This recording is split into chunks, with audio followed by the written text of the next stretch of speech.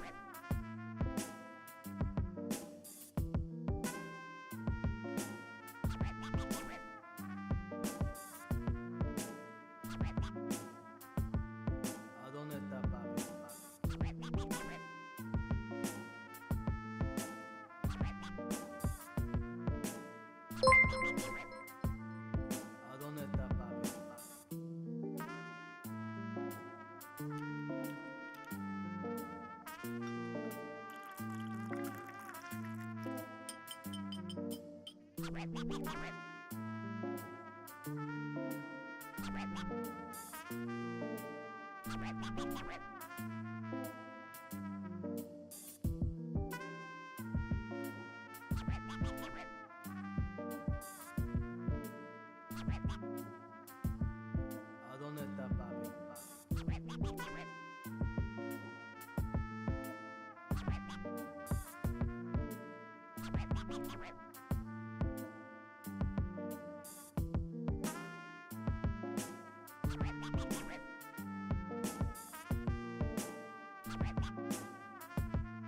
¿A dónde está papi?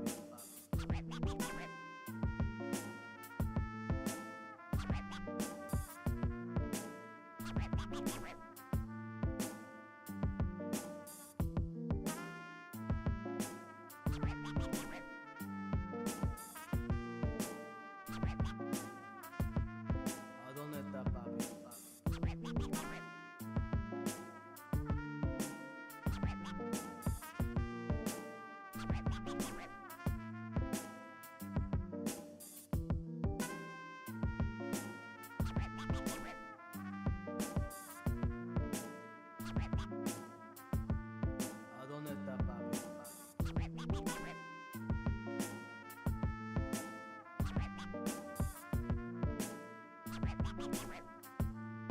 ¿A dónde está papi? ¿A dónde está papi?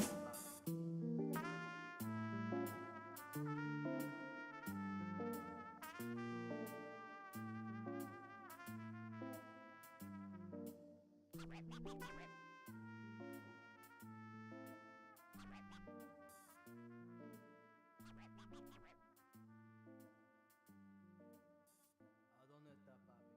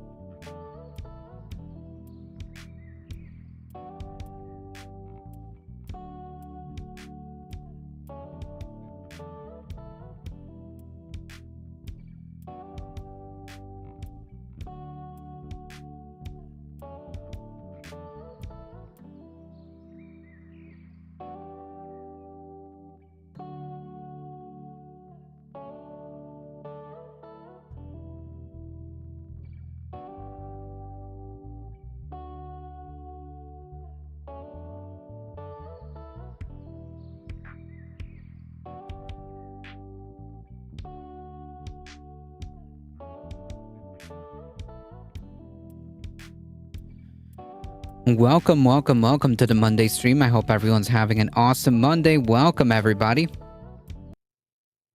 Conscious Canuck kicking things off with a tier 1 sub for 19 months. Thank you. Michael Hassler, how's it going? I can finally drink alcohol watching the stream. In Canada, we'll be drinking alcohol on stream. Get me banned, please? No. All right.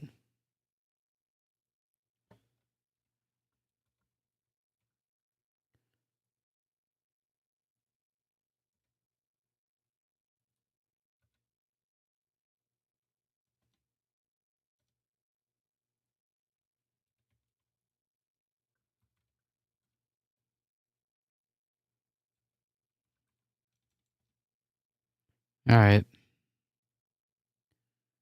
The poll has been started. Welcome, everybody.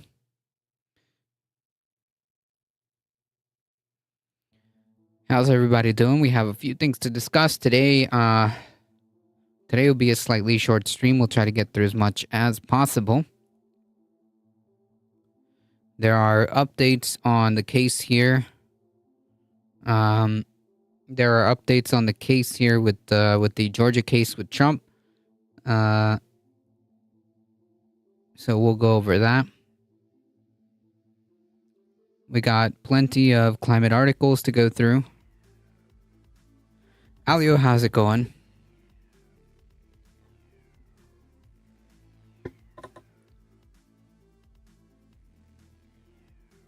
Meant to send it to Discord, but I have a video about Hawaii if you have time. We'll try to get to it. We begin today's show in Hawaii, where the death toll from the Maui fire. All right, we'll put that here. Welcome, Echo Rasta Dragon.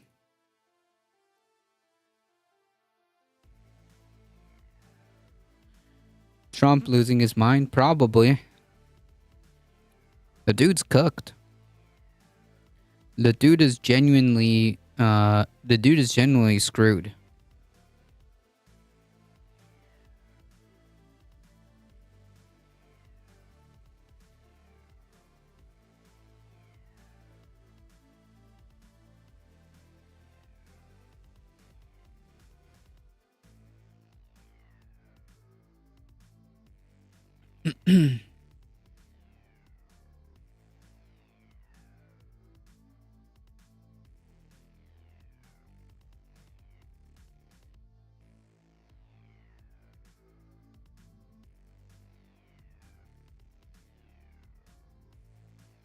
And yet somehow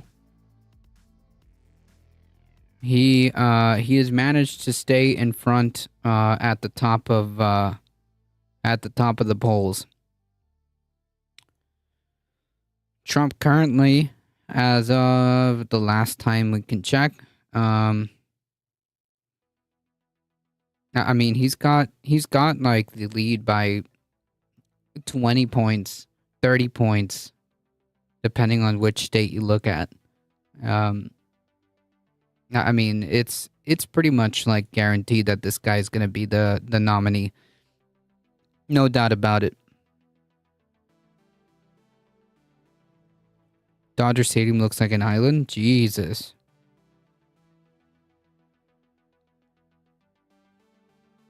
That's from the storm that just hit, right?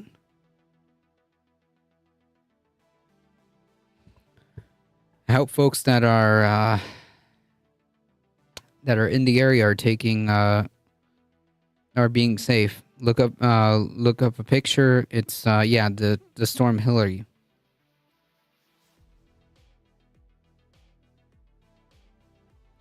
But being president before, the poll numbers should be 70% or higher. What, for the Republican nomination? Yeah, they're pretty high. Dodger Stadium flooded. Oh my goodness.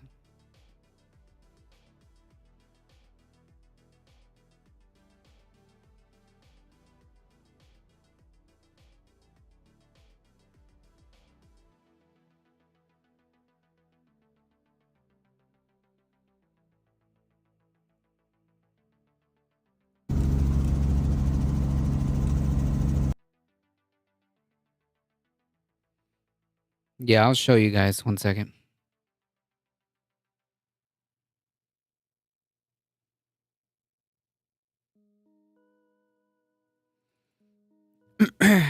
Trump overestimates as usual. Well, for the Republican nomination, no, I think he's got it. Trump refuses to listen to or pay any legal counsel, continues to do everything possible to remove all annual avenues for defense in his case. I mean, his funeral. His funeral. I mean, he thinks that he's going to get away with this. He thinks that he's untouchable. But yeah.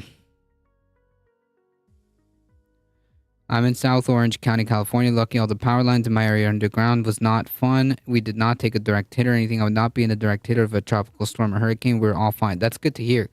As someone who has been in Florida for a copious amount of time, the majority of my life, yeah, I can agree with that. I can concur with that. With most of the soil in the area being either concrete or non-porous, scorched from the wildfires, flash flooding is inevitable. Yep. I've been watching the analysis of 14th Amendment, Section 3, where Trump must be excluded from running from office. Yeah, we're gonna go over a video. I just don't see that that's gonna be a thing. I just don't see it happening.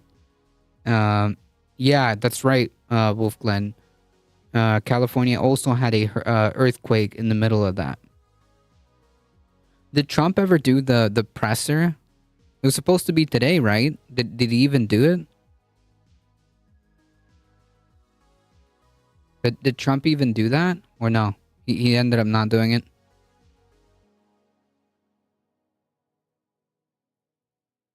Alright, let's take a look at what's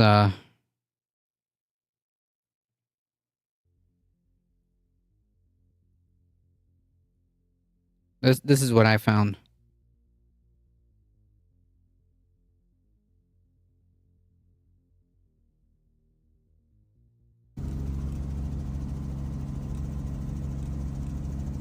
No, he didn't do it.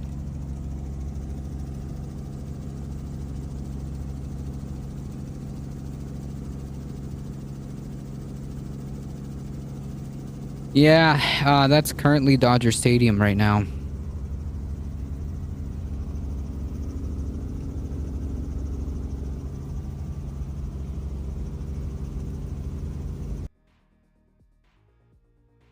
This is just a still shot.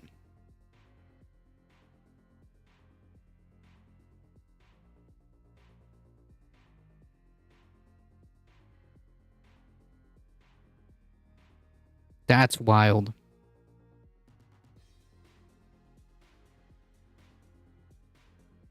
That is wild.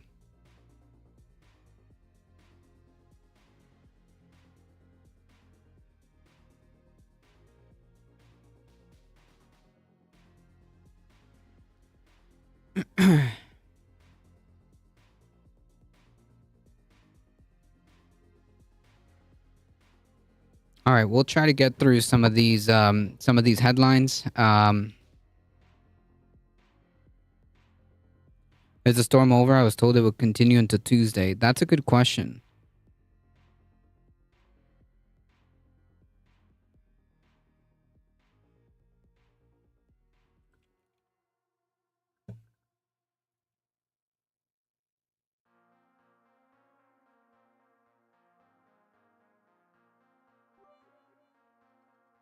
Alio with the 11 biddies. A lot of the desert areas were getting 1 to 2 years worth of rainfall in a day. Yes, I heard it was like that was like parts of Death Valley, right?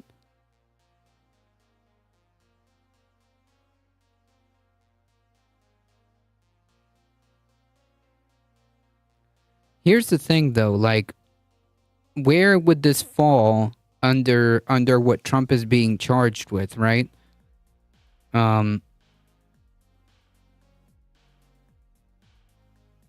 Where would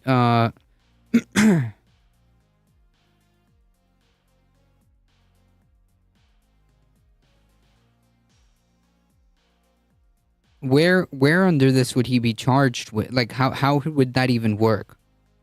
Because he's not charged with any of these crimes. That's the problem. That's the problem. He's not being charged with any of these crimes. You could make an argument that like it led to his actions led to insurrectionary behavior, but that's not what he's being charged for. And then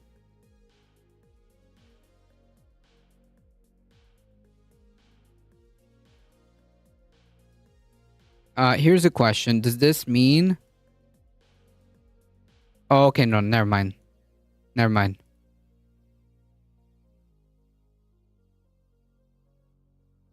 I don't give a big number of bits, but I'm consistent. It's okay. You don't have to give any bits. That's the neat part.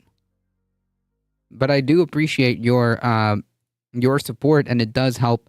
It does help the channel. I promise. But it does say Congress, new and old, all the members during the Trump era. I mean, well, no, none of these Congress people are being charged, right? He assisted in the insurrection and gave comfort to the insurrections. Technically, the states can just leave him off the ballot forever if they want to. Can they? Can they? I mean, if so, they should. If so, they should. I might have to read more into this. But if so, then yeah, absolutely, they should. The video I gave you explains it. Okay, I have it queued up here somewhere. Yeah, I have it queued up. Yeah, if that's the case, then yeah, they should. Of course.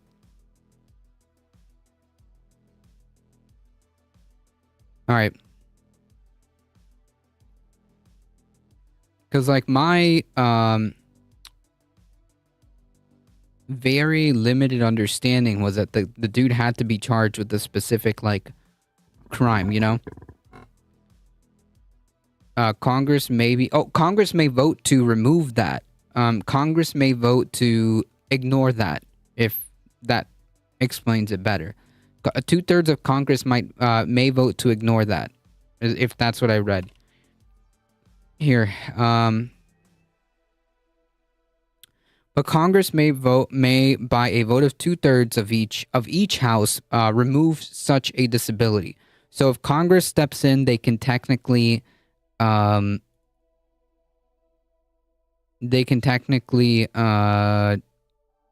remove that. But of course, it means 2/3 of each house, both the Senate and the House, and I don't think that they have 2/3 in either, to be quite frank. The Dems have the majority in the Senate. Yeah, and yeah, it's not happening. It's not happening in the Senate, and it's not happening in the House. So that part is understood. But I'm just saying that, like, what like, how would this work, basically? But yeah, I guess we'll watch the video. Hey Bond, how's it going? The current Congress, that you can't retroactively, like, call Congress from, like, past sessions for voting. Like, you can't just, like, call up, like, the past session of Congress, past Congress people to hold a vote. It's the current Congress. If that makes sense.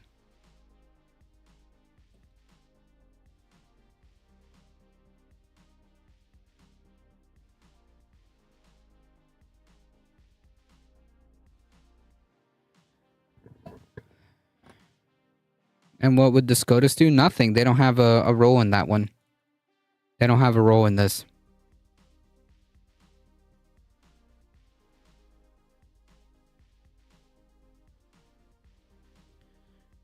All right, let's get into it. This one's a pretty messed up story, but par for the course as to what happens when Republicans win power. I mean, you've been warned this story's a bit rough. There's a story in Time Magazine yesterday about... Content warning also. Yes, content warning. They would if Trump appeals it, so they can't. The Supreme Court does get involved? Huh. Okay, never mind. Then I might be wrong. I don't know. Right. This you're talking about Section 3. No person shall be a senator, representative of Congress, or elect president, vice president, or hold any office or that's civil or military under the U.S. or any state, who having previously taken an oath as a member of Congress, to support the Constitution of the U.S. shall have engaged in insurrection or rebellion against the same or given aid or comfort to the enemies thereof. But Congress may vote by a 2/3 of each house to remove such a disability. So I guess like they're gonna go with what Conscious Canuck said, that he gave aid and comfort to the insurrectionists. But the question is, can they nail him on that? Can they nail him on that? Can they say that this dude gave aid or comfort to these insurrections? Because like they like a few of them have been convicted of sedition, right? A few of them have been convicted of sedition. If they can link that to like being supported by and receiving aid by Trump like directly, then maybe.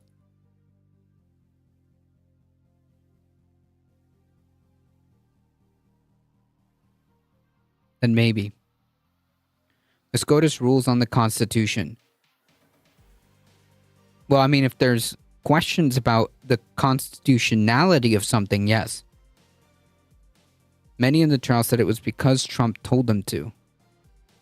True. That's actually that was the in one of the trials that was like the last closing argument by the defense of one of the insurrectionists.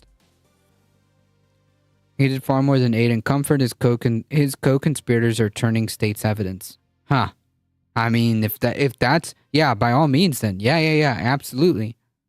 Get this guy out. Yeah, 100%. If they can make that happen, then I'm all for it. Then I'm all for it.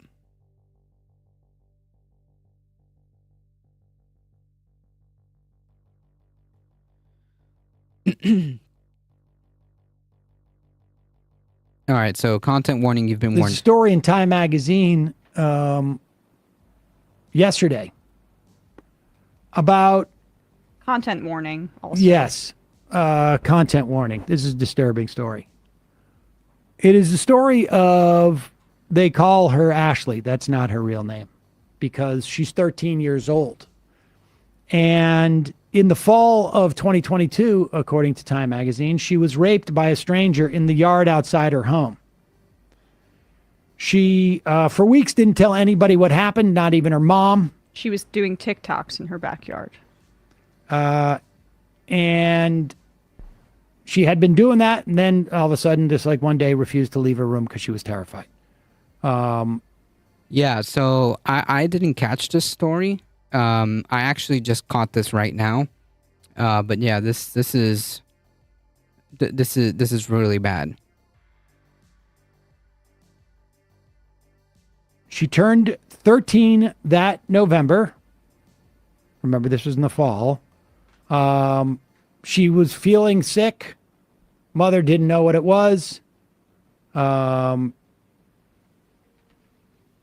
says that she didn't want to tell me.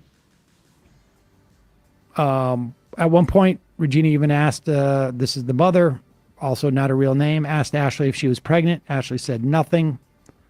The mother had not yet explained to her daughter how a baby is made because she didn't think Ashley was old enough to understand. Tell your kids very young, incidentally. 6 is really the appropriate age. It protects them. They need to be kids, Regina says. It does protect them.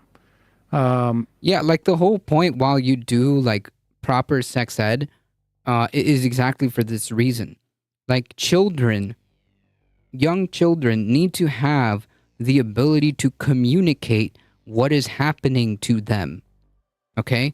If they find themselves in such a horrible situation, they need to be able to understand communicate to the proper adults what the fuck just happened to them. And in order for them to be able to do that, they need to have, of course, you know, within the confines of like their understanding, proper sex ed. Period. Full stop. The only people that are like arguing against this is like basically like conservatives, who want all types of sex ed removed from education. Period. I mean, like this is why people like Matt Walsh made an argument that they need to raise the statute of limitations.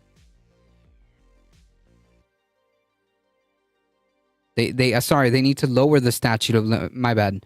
Let me rephrase that. They need to lower the statute of limitations for victims to be able to report what happened to them.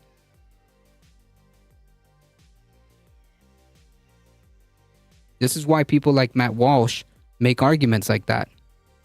Hey, Hambliss, how's it going? They need the vocabulary. Yes, they need the vocabulary in the appropriate context so that they can understand and communicate what happened.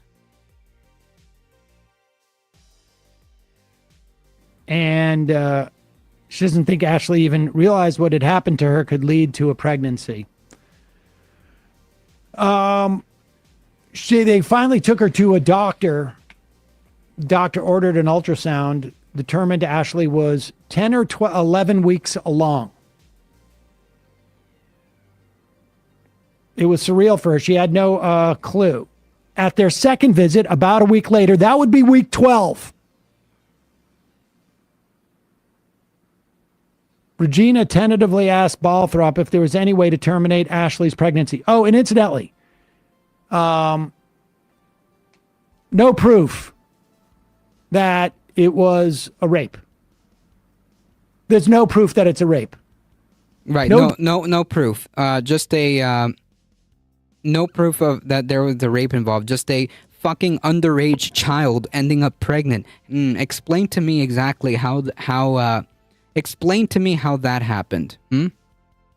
Explain to me how that happened. There's no proof of rape except an underage child, a 12-year-old, and then I guess she turned 13. Well, I can't remember the detail. Point being is she was 12 or 13. Okay. The people against sex ed are the same people who support daddy-daughter balls 100%. They're the same people who support daddy-daughter balls, and they're the same people who are comfortable putting their children in like beauty pageants at like young ages. Doctor in a state where there's supposedly a rape exception would terminate this girl's pregnancy because there is no proof there is a rape. There is no court case. There is no... Right. So here's the problem. Here's the problem with this. Hey, Debsio, why the fuck are you posting links in my chat without like at least like asking and then trying to repost it again? Anyways, so this is the problem when you have like conservatives and conservatives argue like, oh well, you know, we'll have exceptions. We'll have exceptions for like rape and incest and like, you know, whatever. Well, what happened here? Oh, there's no case. There's no case, technically. There's no case. So when you hear conservatives say like, oh, well, you know, we'll try to have like, we'll try to have exceptions, okay? We'll have exceptions like rape, incest, or when the mother's life is in danger, whatever the fuck that means.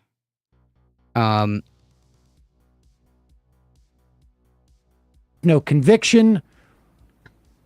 There is no even prima facie case that it's statutory rape because you don't know if maybe it was a 14-year-old.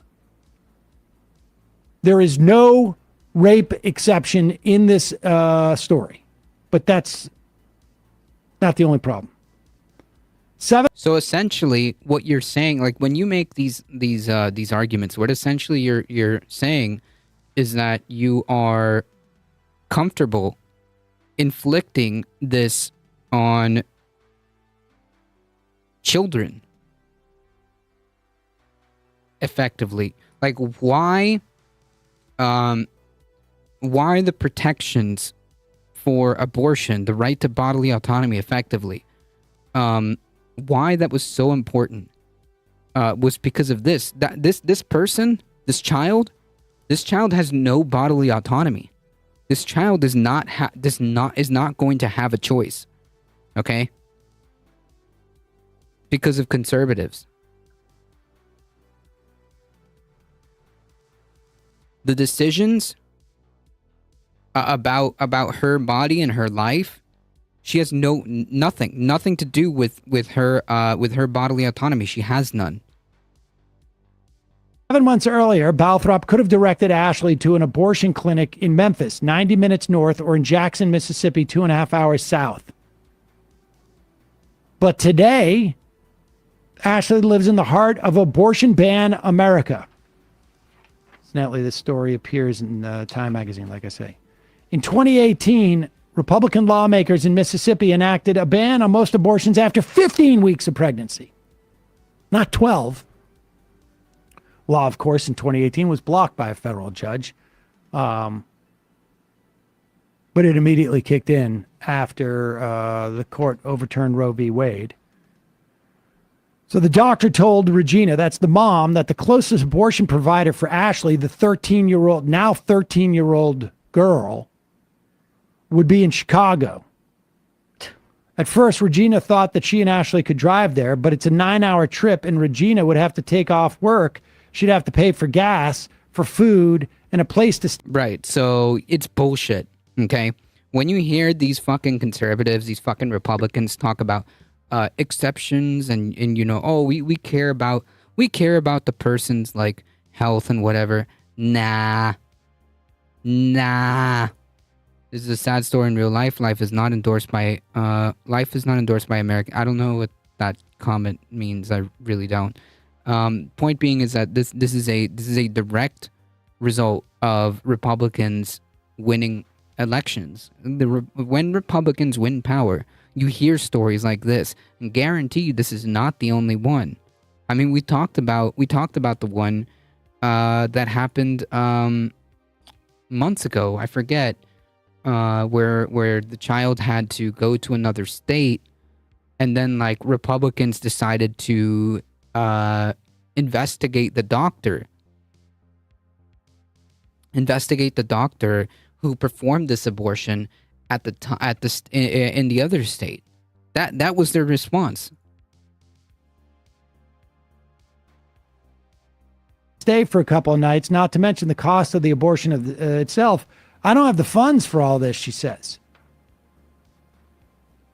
So, for all intents and purposes, what we have is a case of forced birth. That's what we have. A complete violation of bodily autonomy. And Ashley did what girls with no other options do. She did nothing.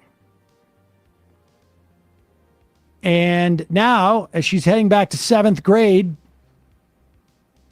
that's what 13-year-olds do, she's a mom.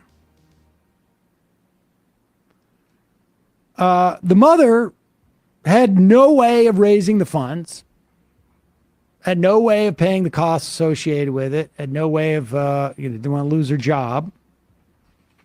Yeah, because she can't. How is she going to support her child? Of course, if you have money, you can have all the abortions you want. True. The story in real life is against her will and against the age of consent laws. I mean, among other things, yes. The main takeaway here is that like Republicans made this scenario a possibility. That's it. That's the main takeaway here. Republicans, when they win power, when they win elections, scenarios like this, stories like this happen. Because they want that. They're okay with this.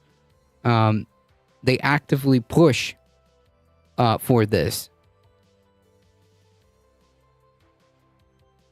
This is More than 24% of women in Mississippi have no birthing hospital within 30-minute Yeah, I drive. was about to say it's also a doctor desert in Mississippi in general for all other kinds of care as well. I mean, this is the reality. All of the hemming and hawing about icky to get an abortion, need to compromise. Politicized hoaxes. Yeah, I mean, all of it. All of it. This is the reality of it. Yep. I mean, this you said this before, but I just want to read the part that the reporter delineates here. And like this isn't like an outlier case, okay? This is not an outlier case at all. It won't be the first, and it won't be the last. Nick Fuentes and Matt Walsh are preaching basically child brides, 16-year-old and younger. Well, yeah, I mean, not surprising. I mean, Nick Fuentes is literally advocating for, what did he said something to the effect of like his ideal wife was 16 when he was 30 or something like that.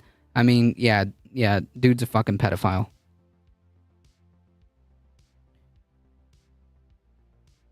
The 10-year-old, I think, in Indiana was the first I remember. Yeah, that's the story I'm talking about. Yeah. That's the story that we went over. That's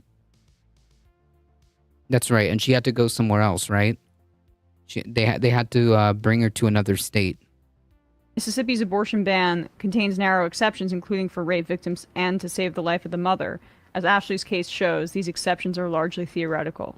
Even if a victim files a police report, there appears to be no clear process for granting an exception. The state attorney general's office did not return Times' repeated requests to clarify the... Right, like, even in the case of, like, rape,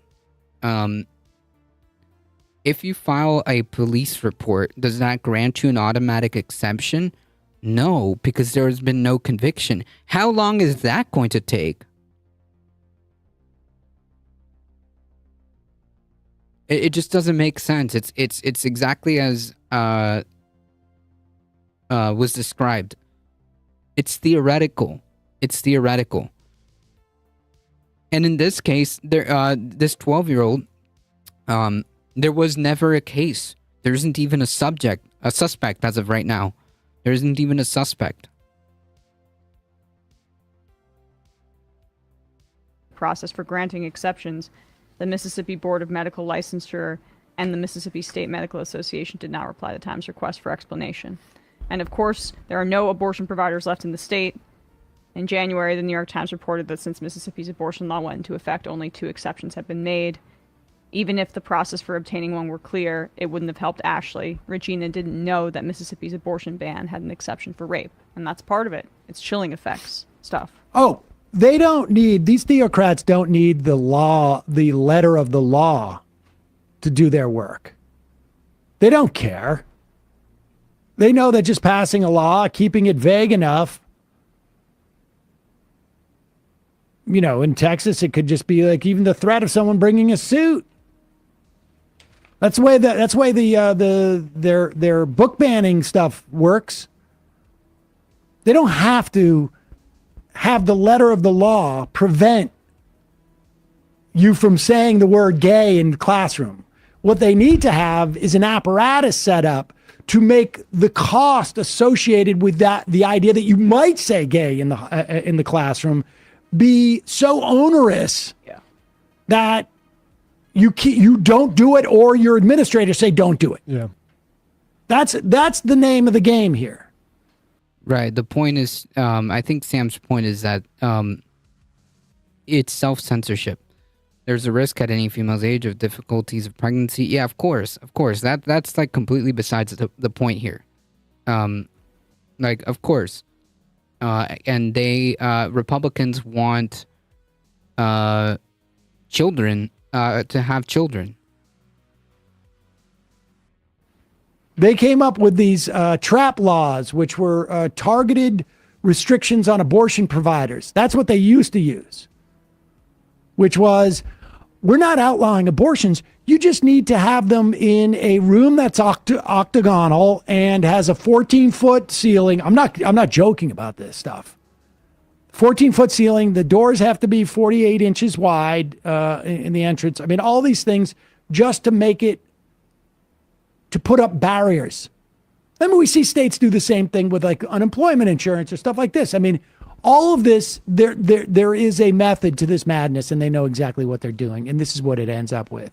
So, the cruelty is the point. They want to punish you. And I just want to read this final paragraph of the piece because they interviewed the girl and the mother here. There's only one moment when Ashley smiles a little, and it's when she describes the nurses she met in the doctor's office and delivery room. One of them she remembers was nice and cool, in quotes. She has decided that when she grows up, she wants to be a nurse too, to help people, she says. For a second, she looks like any other soon-to-be 7th grader sharing her childhood dream. Then Peanut stirs in his car again, car seat. That's the nickname for the child. Regina says he needs to be fed. Ashley's face goes blank again. She is a mother now. Sick. And like, start your stopwatch for the next time this is going to happen. Yep. Right. 100%. 100%. I mean, we don't know how many times this has happened, right? I Yep, mean, you exactly. think about like the confluence of these things where it's not like there's reporters walking all around these states looking for these cases. And It's not like I'd go to a reporter if that happened to somebody. and it's not like, you know, you're going to go to a reporter. There's undoubtedly more of these. Undoubtedly. True.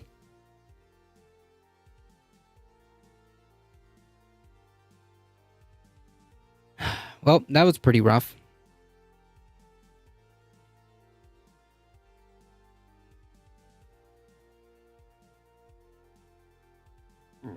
This is honestly this is a direct result of Republicans winning power. I mean, that's it. That's all there is to it. That's all there is to it. Republicans win elections and things like this happen. That's it.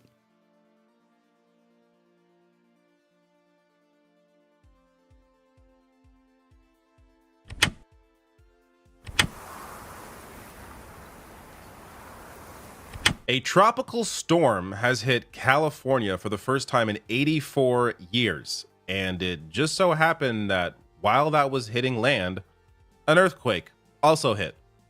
So in this video, I'll go over all this craziness, including clips from the earthquake and from the tropical storm. I'll also get to a hilarious reaction from Fox News on the storm. I will also show you a prominent politician getting fooled by a long-running joke. Wait for that, as well as other details around this storm and, of course, climate change being the center of all of this. So here is, since there's not much to discuss on this earthquake, since it appears there wasn't much damage, thankfully, California is largely set up. I see nothing but good news yet again. True. Welcome, Heat. That was a bit of a rough story there. Handle earthquakes because of, you know, where they're situated. But here are a couple clips from the ground shaking, and yeah, there you go. Truck rocking back and forth, ground moving, things happening. Here's another video. This is someone's ring cam here capturing. This is interesting because for some reason the dogs always know before everybody else. So here is this person's dog barking at the earthquake that is about to hit.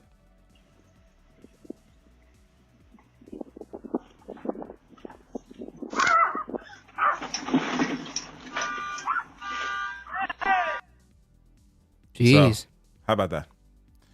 That's all there is for the earthquake. There's not much to go on here. It's just interesting that this happened at the exact time that Hillary was making landfall. So this is from Mexico, but you see the impact here is immense.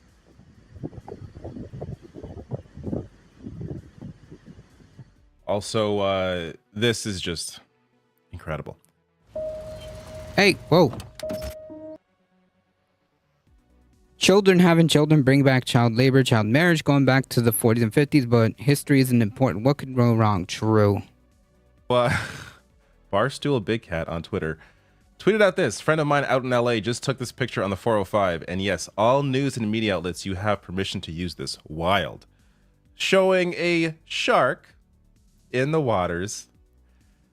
This, of course, is not real. This has been a long-running joke. Every time there's a flood somewhere or there's immense rain, someone posts this picture and acts like, you know, they either post a picture of a shark in the subway system, which I've seen, or they post one from the highway. Guess who fell for this? Ted Cruz. Senator Ted Cruz. Texas, these are the kinds of people you are electing to the Senate. Holy crap, Ted Cruz says. You know, I kind of wish this was real, because maybe this would be the one thing that would shake Ted Cruz into, I don't know, trying to do something serious about the climate crisis. Nah, dude, literally, like, literally Texas suffered, a massive disaster with that windstorm, with that, winter storm. And he decided that he was going to peace out to Cancun. Okay, so no, it doesn't matter. It doesn't matter. That picture could have literally been real. He literally, like, the entire planet could be on fire, and Ted Cruz would still be like, meh. Of course he did. Yep.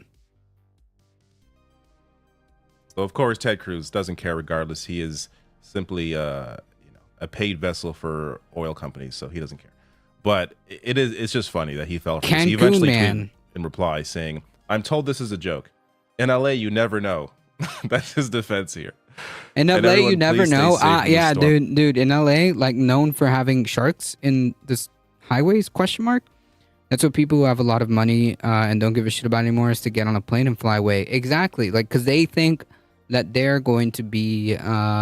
They think that their wealth is going to protect them. Not really. Not necessarily. Or otherwise. Oh, thank you, Ted. All right. Let me get to some real video now. So I'm going to read a bit about the storm as I play you this video from Reuters. As Reuters writes here, Southern California officials brace for possible overnight reports of serious damage from Tropical Storm Hilary after the system unleashed furious flash floods east and west of LA. I mean, like, this is just a tropical storm, by the way. This is just a tropical storm. Can you imagine if it actually was like a hurricane, like a big storm? And its arrival a Like, day this is pretty freaking bad. This is pretty bad. earlier. As Axios writes, Tropical Storm Hilary caused road closures and flood damage across Southern California and led to over 4,500 flights being delayed or canceled across the U.S. on Sunday. There were multiple reports of water rescues and people trapped in cars due to the inundation across the state. The LA Unified School District, the nation's second largest, announced all schools, campuses, and after-school programs would close Monday due to the storm.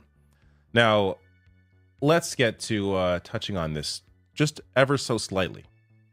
So context, which I'm glad Axios includes here. Not all articles include this context. I'm seeing a lot of reporting around these various climate stories, and I'll get to more that happened recently in a bit, and not giving any context at all around what is helping to make these storms.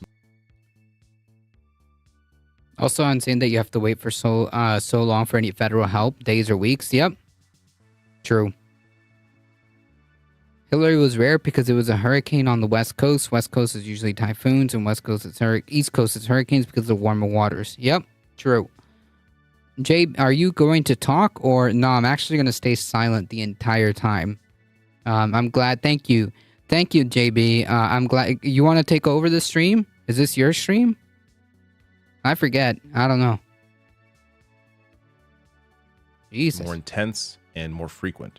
But as Axios writes, human-caused climate change is leading to more frequent and intense extreme precipitation events. It is also causing tropical storms and hurricanes to produce more rainfall as a warmer atmosphere and oceans allow these storms to carry more moisture. Right, which is significantly more problematic than even the wind damage. And I'm sure that we're going to get like climate change attribution studies on this. But I mean, you can say that these type of events are going to be more frequent. I mean, this hasn't happened in almost 100 years. I think it was 80 something. So count on things like this being more frequent. Things that are supposed to happen every 84 years are going to happen much more frequently. And of course, California is not used to that. Now, let me get to a reaction here from Fox News, because this is just so I like. I don't really care that they did this personally, because there is a real critique here. But look at how they frame the impact of this Hillary storm hitting Southern California.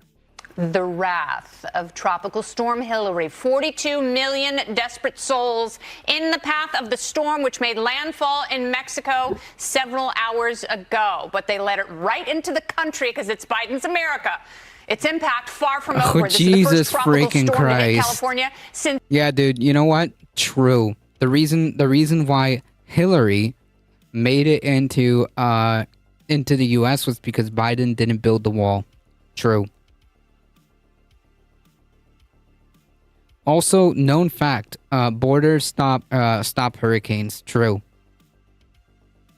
Since 1939, when Joe Biden started his Senate career. Fox News there with two attempted cracks at Joe Biden, which are hilarious, but because of how terrible they are. One is about his age, when Trump is about the same age, so that seems like an odd one for Fox News to make. The other one is about immigration. So, the storm is coming in from Mexico, just like immigrants.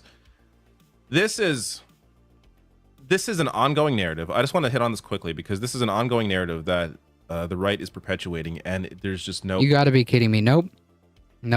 We're swinging it. We're swinging it at. we're swinging to the eco-fascism, right? Let's see who's the one that wrote on a map with a Sharpie about a hurricane. Nah, they don't want to talk about that. Immediately swing into the eco-fascist talking points.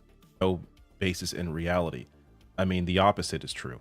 These are the conversations that are actually going on right now. Biden is moving right on immigration. Will that hurt him in a general election because of lower turnout?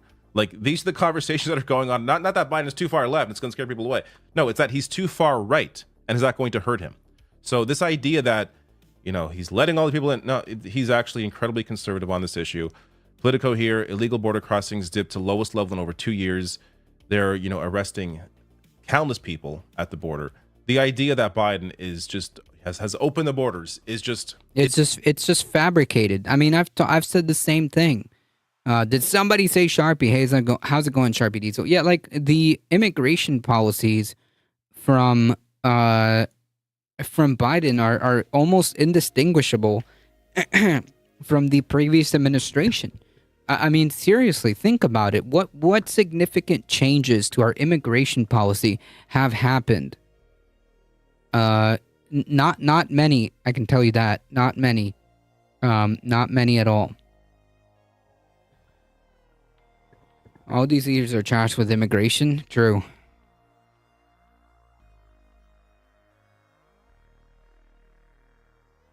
It's completely invented, to the point where Fox News is now making, regular jokes during a story about a storm about immigration. But back to important news. So I covered last week, other impacts of the climate crisis, what's going on right now. Fires in Northwest Territories. I covered on Thursday, the northernmost region in Canada. And then that day, and shortly after, this story really hit. The fires in Kelowna, BC now, which have just, intensified. Not to mention, the weeks prior to that, we're talking about Hawaii, and also the heat records day after day after day. I think it was like 4 or 5 days in a row. Yeah. Also, just to touch up on this, because I don't know how much time I'm actually gonna have. Just to kind of piggyback off that.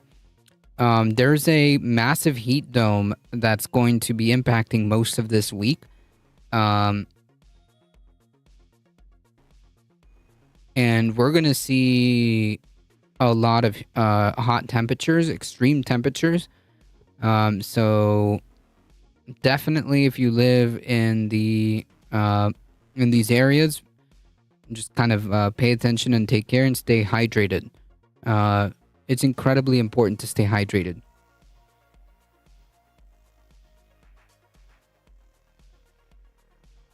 I wish they showed like a map. I'm pretty sure I saw like a kind of like a brief map, but I can't find it.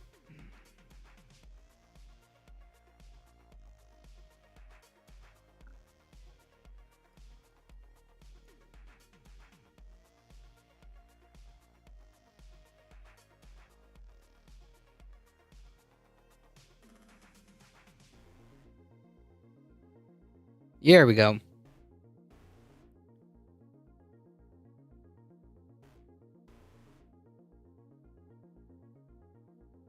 It's going to be 105. Yikes. The GOP and MAGA is just on Biden. Is sloppy. So Hunter Biden is evil, but Trump is innocent. Talk about the soap opera. Yeah, well, no, this has nothing to do with Hunter Biden. Yeah, anyways, the point being is, yeah, if you're in these areas, which is like the majority of the US, it's going to get rough.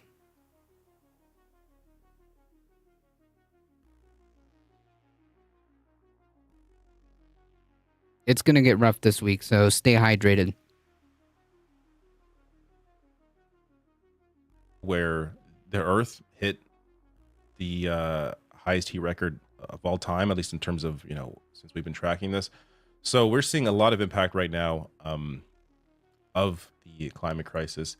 You also have the National Hurricane Center here watching 5 different potential spots for hurricane development in the Atlantic. So this is something to be aware of in the coming weeks and months.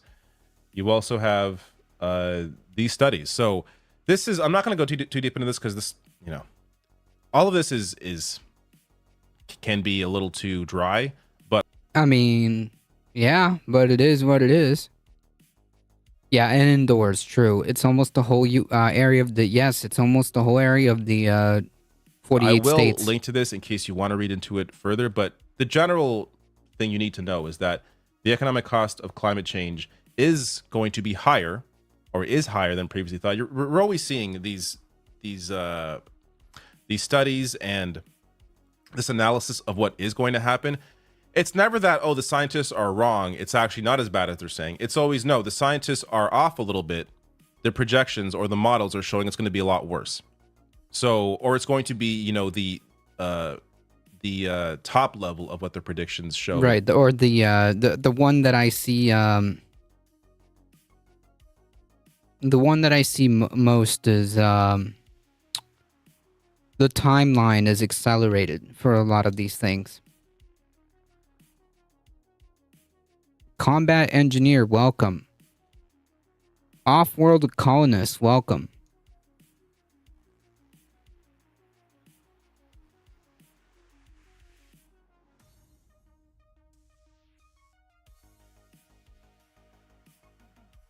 James Napper, welcome. I don't think it's completely surprising that Democrats and Biden are quite coy on the border issue, though, because even a significant majority of them tend to want to see a reduced number of people coming into the U.S. Right, but like, for what, though? Like, is there seriously, like, a massive immigration problem? No, the answer to that is probably not. The judge in Georgia has slapped a $200K gag order. Is that bond or gag, or a gag order? Because I thought it was a bond. A bond order, wasn't it?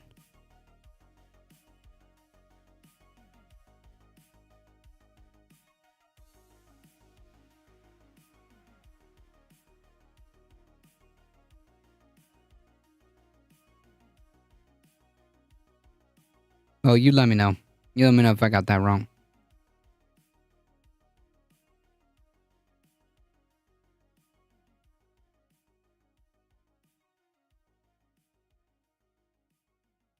Bond with restrictions. Got it. All right. Well, we'll get into that.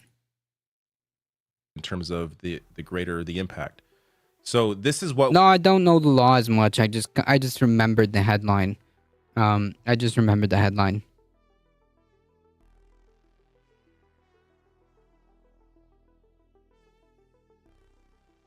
Not a big believer in the doomsday scare of the decade. I have lived through a pending ice age, acid rain, ozone, now global warming is caused by planet food. What? I do, however, know there's a jungle from Baffin Islands. It's possible it will get warm. You make no sense. Are you saying that like the climate crisis is not real? Because like if you have such an opinion, what evidence do you have versus the overwhelming evidence pointing in the other direction? I was using this issue over the immigration specifically, but there's a certain issue with the resource management. Immigration is an idea that's somewhat null. It is what it is. The problem is when you start asking where do people live, where do they get to go to school, and if they get sick, what do they need? Some of those things are already stretched very thin. Right, but I would argue that's probably because we don't pour enough money into that. If our resources, 1850s data? No. What are you talking about?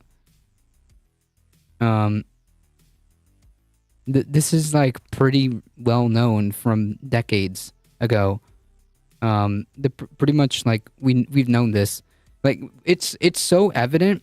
It is so evident that like the fossil fuel companies did studies on this in the 70s. Okay. The question is how much is human caused? Yes, it's the climate crisis is being fueled by anthropogenic forces. It's us. We've known this for decades now. Yeah, like literally, even the fossil fuel companies commissioned studies and found that they were their products were the ones driving this. Back then, they're saying, I don't give a shit. I'm talking about evidence that has been compiled for decades now. If you choose to not believe, if you choose not to believe like empirical evidence on something, then you are delusional. There's no real other way of saying it. But if you don't believe like what scientists have basically worked their entire lives for decades at this point, I mean, you're just delusional. I do believe in climate change. The world will always change for sure. No, it's not that. Oh, the climate is just changing like it always does. That's not the point.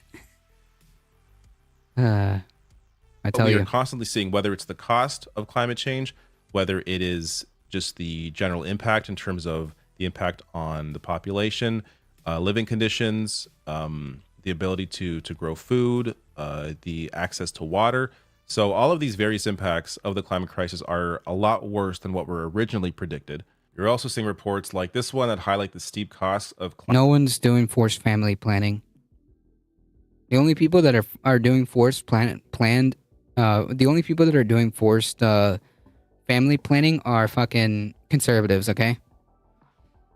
If no extra money comes, then that means there's just 1 million more people to fight for resources that were only designed for previous amount, or in many cases even less. Then the problem is with the allocation of resources, right? No one is doing forced family plan. There's a few groups suggesting it though. I don't know about that. Anyways, the point being is that the only people that are actually implementing forced family planning is Republicans. Even if climate change is a hoax, the worst thing that happens, they have cleaner air and water. True. But like, I'm not also going to cede. The thing is bipedal meatbag, like, I don't know. Like, I used to go through that. I used to go through that kind of logic. But at the end of the day, like, I'm not going to cede reality to these people. You know what I mean? Like, I'm not really gonna cede reality to these people. This is not a thing that I'm gonna do. Is your belief that carbon dioxide is creating the warming? Obviously, it's not my belief. Okay, it's not my belief. It's what the evidence points to. Do you see the difference? It's not that I believe that this is what's happening. Is that this opinion and this formulation of my worldview is because there are people who study this shit have said that yes, greenhouse gases such as carbon dioxide that are being emitted by humans are one of the main and biggest driving forces of the climate crisis. That's it. It's that simple. You're a lawyer? I'm not familiar with the laws. No, I'm not a lawyer. What does that mean? You mean who's making the forced family planning Republicans. What do plants eat? I would believe in greenification as a result. Plant food. No, that's not how this works. There's a significant amount of greenhouse gases that are trapping heat. Because if you know how a greenhouse works, it's the same concept. That's why they call it the greenhouse effect. We've known this for decades. It's not just plant food, okay? It's causing a destabilization of our ecosystems. It's causing a destabilization of climate and weather patterns. Things that don't happen for the sake of throwing out a number. Things that don't happen for hundreds of years are happening more and more frequently and more intense.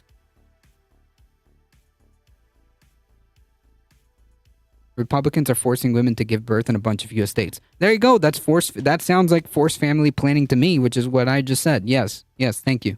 Anyways, Climate inaction.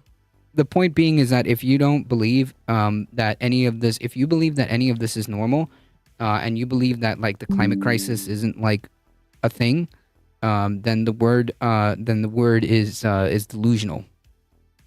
The word is delusional. If you think that this is normal. And given like the circumstances, literally the word is delusional. There's jungle as high as Baffin Island. Do you know where that was? We know because there's I don't care. Anyways, forced pregnancy is a war crime per the International Criminal Court. Yeah, like the U.S. has ever given a shit about war crimes.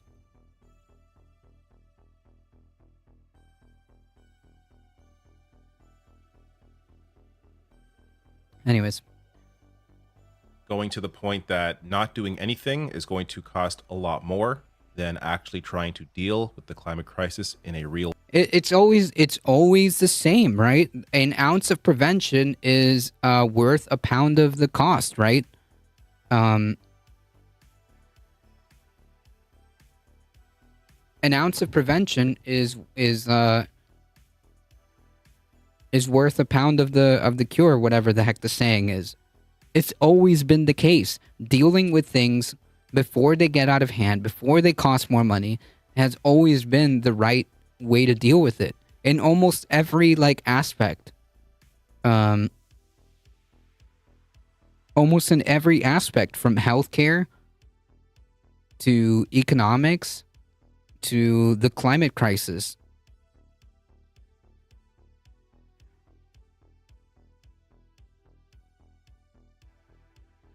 The psychological definition of delusion is when the brain creates an alternative reality to block out uncomfortable realities. Exactly. If you think that all this... Exactly. That's exactly my point. If you think that this is all normal and you think that this is just how it is, then yes, you are delusional. Because at this point in time, in the year of our Lord of 2023, there are plenty of resources that you can go find that will point you where all the data is going, okay? I mean, like, it's just that simple.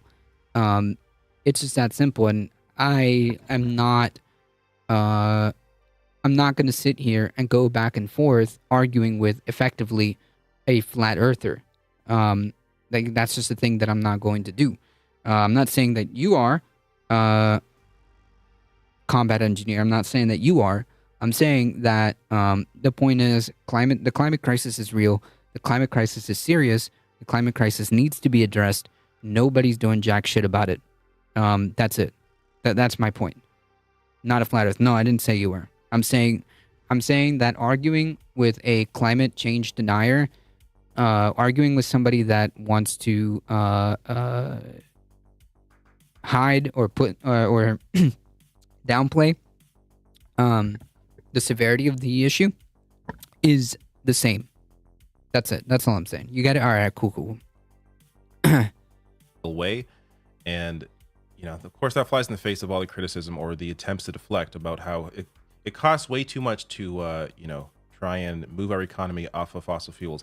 It's going to cost a hell of a lot more to not do that. But I'm not even... I mean, like, we know the ratio, though, right? we know. We know that climate change is natural.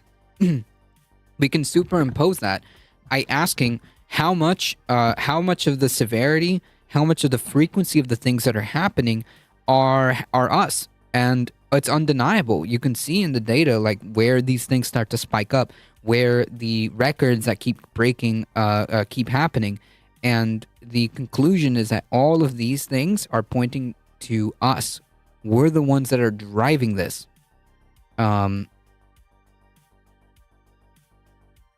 It's that simple. Just in your terms over the tiny period of time, your records, it doesn't make any sense. What doesn't make any sense? You're gonna have to clarify that.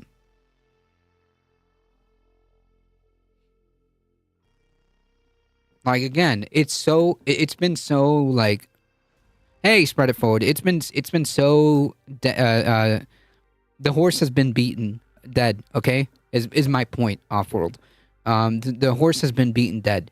We know even the freaking oil companies know. They did studies. They know how much CO2 it was going into. They even almost to a T back in the 70s calculated very in the ballpark of accurate of how much carbon shoot, what is it called, the carbon bank, the carbon bank we have left.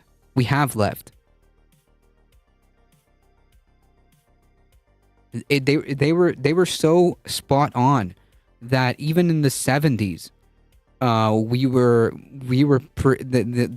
these oil companies were pretty close, but we have less based on data. I don't know why you're pointing to 1850. It makes no sense why you're trying to reduce your worldview and continue to point to 1850. I don't give a shit. I don't give a shit about the movie Inconvenient Truth either, because that's the data you're using. Not really. I like when it's approached from data. Numbers of CO2 output has some correlation to temperature of climate anomalies. Yes. Yes. Wait, yes, of course. So, like, it's the concept of the greenhouse effect, right?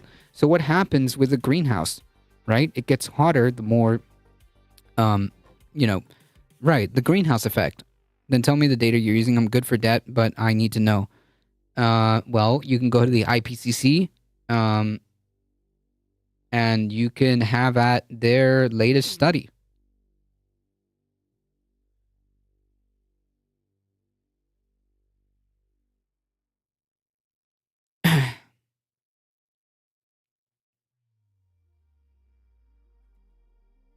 You can go and look up the studies that the oh, this is a good one too. You can go and look at the studies that I want to say which company did Exxon. The greenhouse gas is not a problem. Is natural. Is not a problem. The problem is when the heat trapped under the atmosphere causes negative effects. Right, but the more you pump into the more CO2 you pump, the more intense the greenhouse gas effect becomes. This is not a hard concept to grasp. The more greenhouse gases are being pumped into the atmosphere, the more heat gets trapped. The more heat gets trapped, the more hotter the temperatures become. The more hotter the temperatures become, the more it just keeps going on. Let's just talk science. That's the best way. I feel like I'm being a little bit gaslit over here. Anyways. So if you understand the greenhouse effect, you understand why pumping more CO2 is a problem, and how if it was normal, then we wouldn't have the situations that we would, right? It's when we've done excess CO2 emissions that the problems start beginning. The only way excess CO2 can happen is if we did it, right? And we can kind of map that out by how the industrial revolution and like fossil fuels took over, and you can see that increase like 1-to-1. ExxonMobil studies.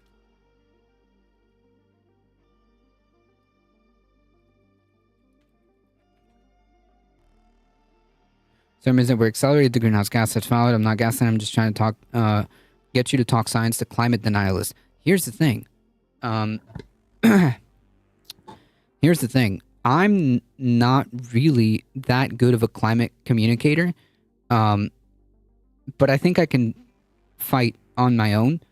I can stand on my own 2 feet. But I would rather people go to actual scientists, and I would rather people not take opinions that they find on the internet. Instead, why don't you, if you're that curious, why don't you ask people who actually study this shit? I mean, that's kind of like I'm regurgitating what climate scientists find. I am not a climate scientist myself. But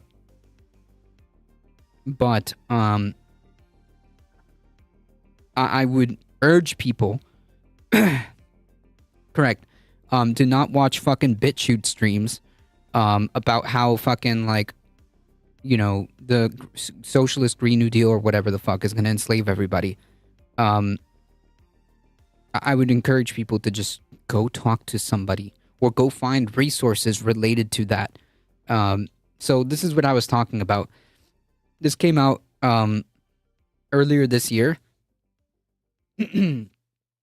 Even the fucking fossil fuel companies from the 70s knew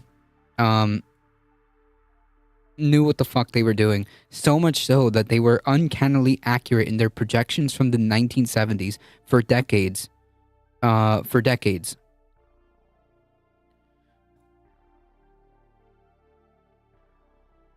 would support a Green New Deal written by climatologists, not by AOC. Well, AOC is a politician, right? So the question would be, is a Green New Deal something that was given to her by a climate scientist? Like, where is this coming from? Not just because she's proposing it doesn't mean it's automatically bad. How is it written? So you're just gonna like automatically discount somebody because of who they are instead of reading the legislation, or you just see somebody and you automatically get like triggered? I don't understand. This person is assuming politicians don't take words from experts. I actually read it because of errors. Not who she is because of the errors. So then you would criticize that particular law. If you think that there's a better version of the Green New Deal, so be it. But like, you come off as basically saying that because of who proposed it, therefore it's bad? Question mark? I don't understand.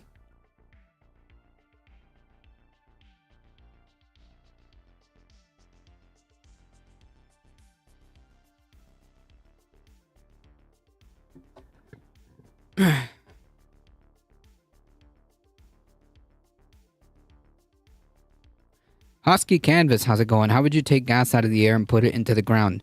There are ways of creating carbon sinks, natural carbon sinks.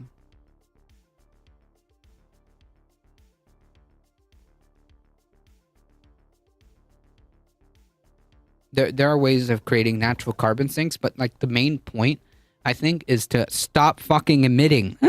Okay? Pure like full stop. Full stop.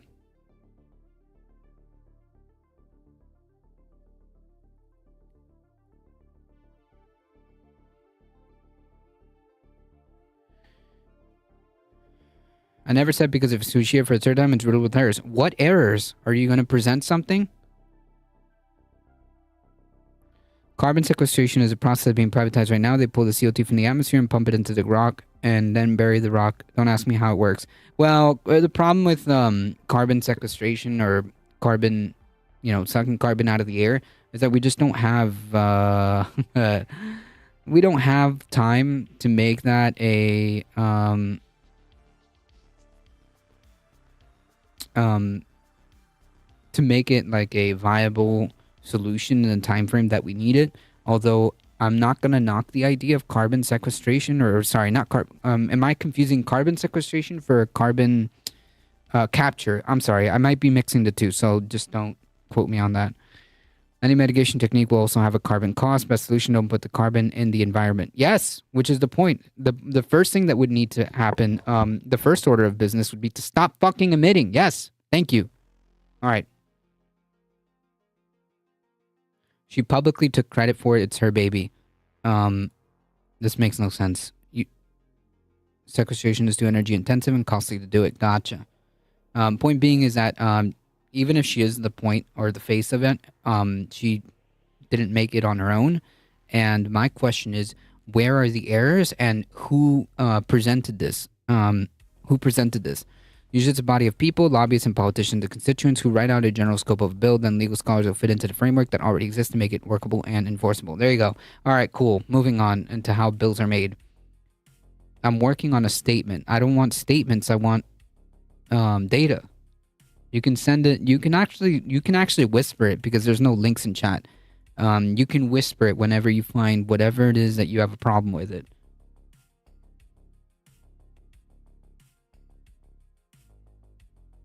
You told me to get the data. Yes, send it to me in whispers.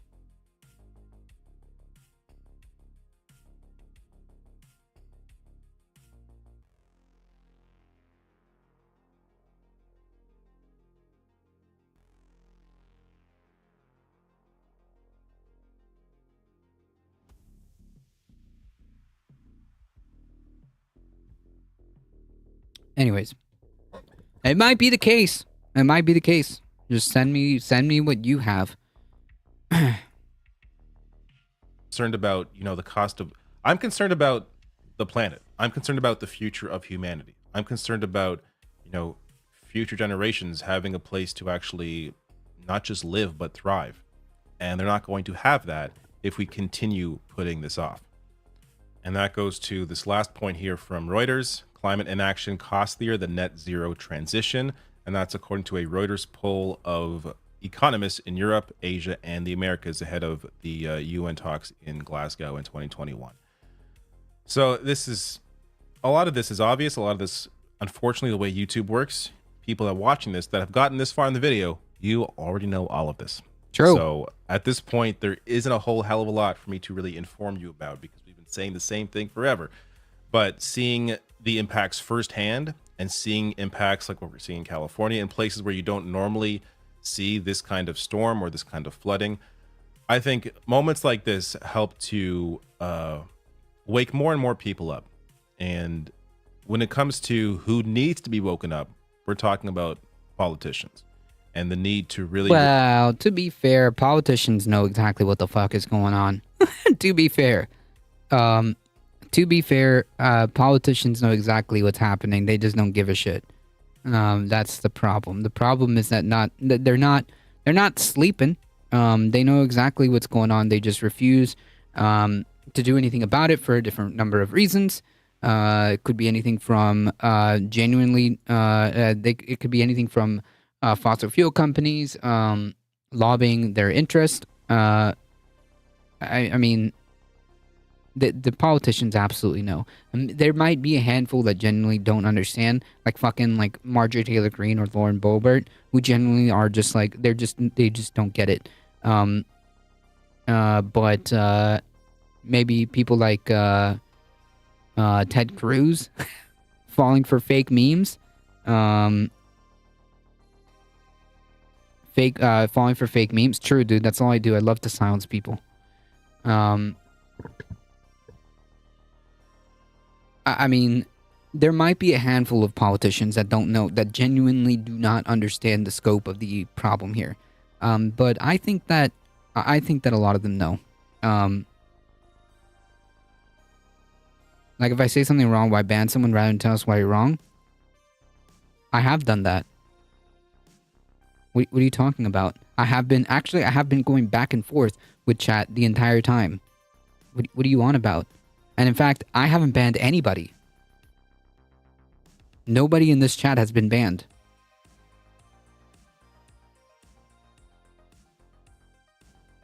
Reject the influences that they have, whether it's in the US and Canada, all over the world, these influences from fossil fuel giants. The sooner they divorce themselves from the desire to speak to the needs of fossil fuel companies, the sooner we get to a place where Blocking we out can the other actually side because deal they don't with want. the True, problem. dude. That's Yes. exactly what I do. Listen, bro. Fam. My brother in Christ. My brethren in Christ. When it comes to certain things, there are no other sides. Do you understand? Like, that was my point in the original comment that I made about like how debating a climate change denialist is akin to a flat earther. There's no two sides to this. Does that make sense? There's no two sides to this. You wouldn't go to a flat earther and go like, oh yeah, I really need to hear the two sides. I need to hear the other side. No, you wouldn't. You wouldn't. It's a waste of fucking time. Does that make sense? This isn't up for debate. Like, actual reality is not up for debate. If that makes sense. Like, can you imagine if some people, like, if somebody came up to you and was like, yeah, the earth is flat, and then you're like, well, you're just limiting yourself by not. No, man. No, I don't need to hear what a flat earther has to say. It's delusional. Why limit yourself though? You could learn something? No, I can't actually. What could I possibly learn about flat earth? Okay? It's literally the same. It's the exact same concept. I'm going to keep going back to that example about like trying to talk with a flat earther. You can't have a conversation that doesn't involve a base of reality. Does that make sense? Not flat earth specifically. Thank you. So it's the same point. It's the same idea. I know I'm muted, but about the greenification, this data the NASA is posting, I just stated they're telling people, I can link it, or you can look it up, or you can send it to me. You can send it to me. I don't understand. If you want to send me something, you can. You just can't post it in chat because links are disabled. But you can send it to me as I've asked the other person to do so. Everyone knows the Earth is shaped like a corn. True. Substantial way. How do I whisper? Bro, just click on my name. It should be there. Talking to flat earth and anti-vax is like giving medicine to the dead. True. Like, honestly, it's the same concept. Same scenario, same problem. It's just pointless. There's nothing to learn here. I'm not going to sit here and debate reality. Does that make sense? That's my point. That's my point of even making that comment. There is no two sides to reality. There's no two sides to reality. There's no two sides to facts. And I'm not about to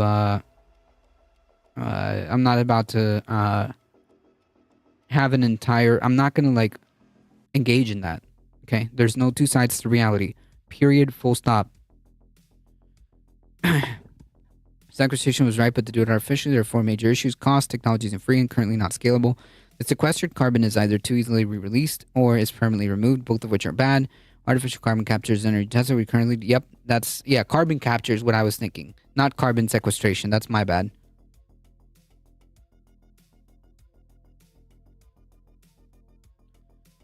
All right, so I don't think I have actually enough time to go through this. So we're gonna skim through some of these headlines and see if I can manage to get through the other video.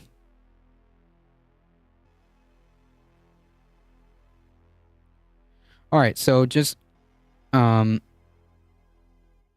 did say something in the chat so I can click on your username.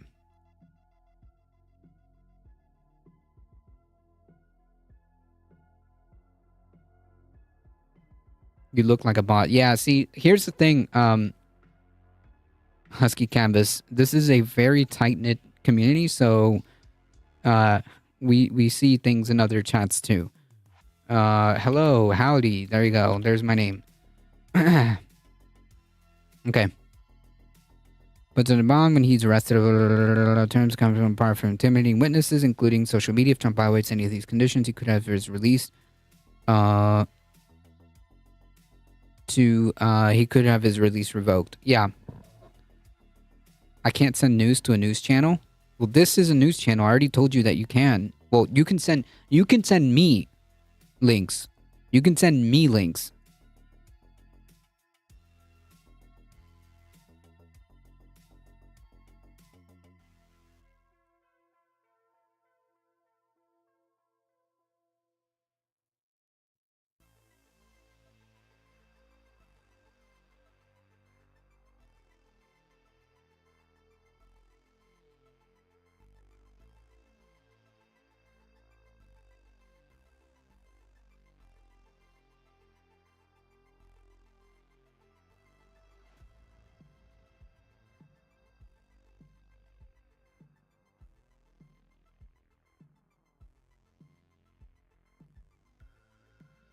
I have a question.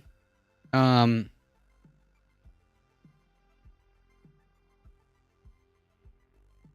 them to go to the Beckosphere? No, I'm not gonna deal with that. No. So here's a question. Why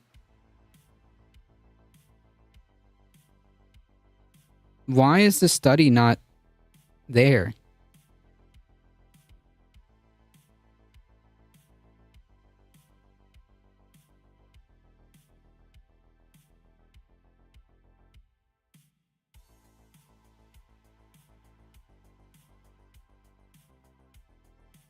With more plant food going to the air, stands the reason there'll be more plants. CO2 is the basic. Yeah, but this is completely grossly oversimplifying how this works.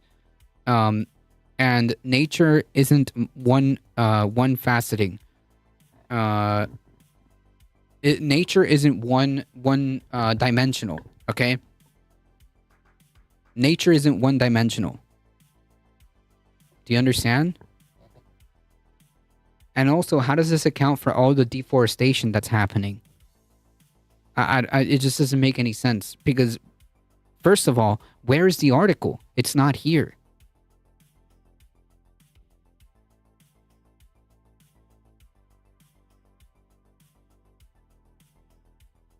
No, I'm not watching a video. I don't care about a video. I want... Why is this... Why is this... paper not here? Did it get pulled because maybe there were some issues with the paper? Because climate change now is corn. True. Anyways. Well, you didn't whisper. Apparently, Combat Engineer was able to whisper.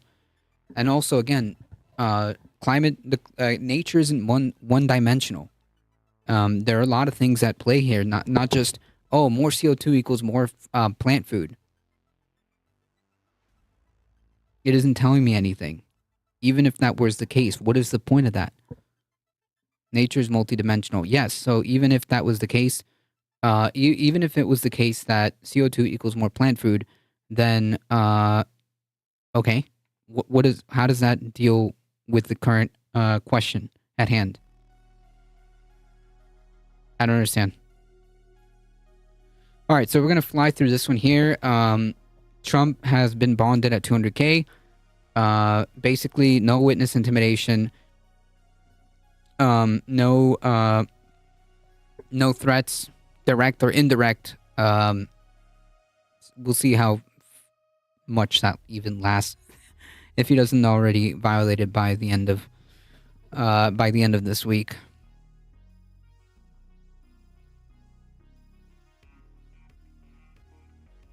CO2 being more plant food is not a valid argument because more plant food when the average temperature is on Earth 100 feet means we're all cooked. True!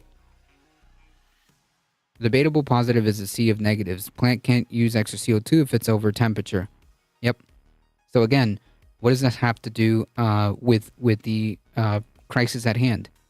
Like, this is like a classic climate change denial argument, right?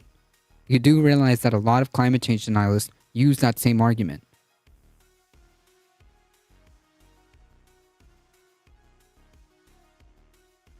Anyways, let's assume this is true. The more CO2, more plant food, okay, which equals more food for animals, which means more animals who breathe CO2. Yeah, like, even if that was the case, but you don't even have to go that far. There was no ice, jungles ruled the world, and there was no, there was way more, okay, but you're not understanding the concept. You're not understanding the point. I feel like you're just running through the same like regurgitated climate change denial points. The planet will change with or without us. No, it's changing because of us. Like you're basically saying like, oh, well, at one point in like 100,000 years ago, yeah, dude, the problem is that the changes that we're experiencing right now, as I've literally said previously, the changes that we're experiencing right now are dramatic and they're being fueled by what we're doing to the planet. Okay? There isn't enough time for the planet to adapt if the changes are happening so quickly to the point where like we can't adapt to it. Do you understand?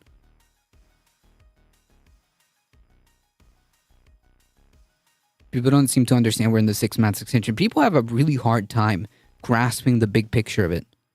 Good luck and sorry I can't stay and help. No problem. No problem. I appreciate you stopping by though. I'm glad you did.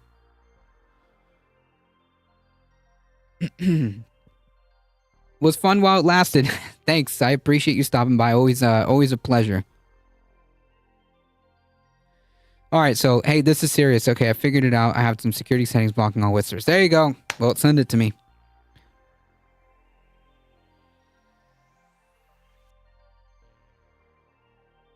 It's definitely a Monday. The problem is the data you're using from is 1850. You keep going back to the same data. I don't care. I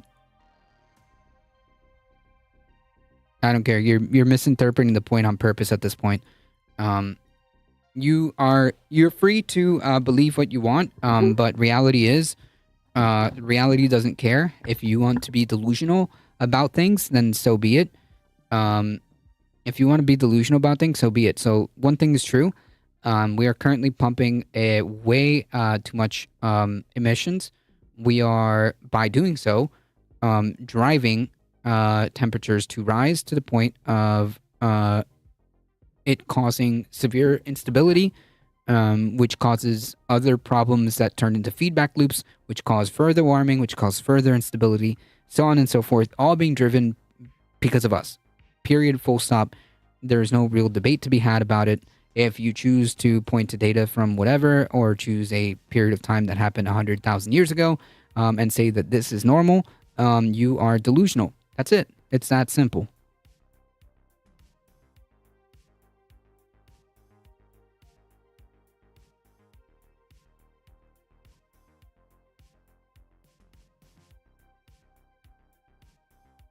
So a right-wing think tank is saying that the Green New Deal is going to be enormous. Got it. Cool. Of course a right-wing think tank is going to tell me that the Green New Deal is going to be more expensive.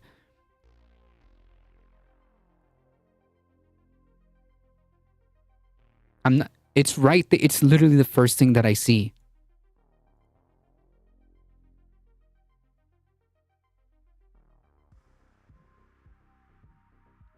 Liberals are right wing.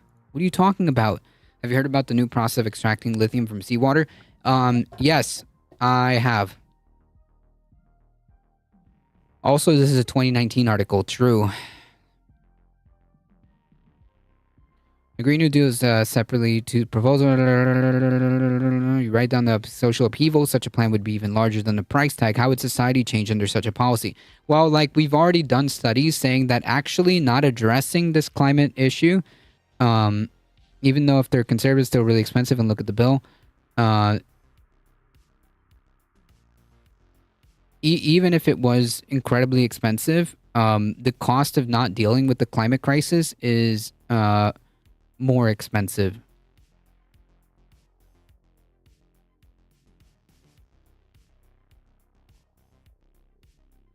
What you're saying, how do we fix it? We can disagree on the time frame for sure. No, there's no disagreements as to what as to what's going on here. How do we fix it? Well, for one, we need to stop emissions. Full stop, period. We need to stop fossil fuel emissions, period. It's a social upheaval bill, no climate change. Gotcha, dude, true.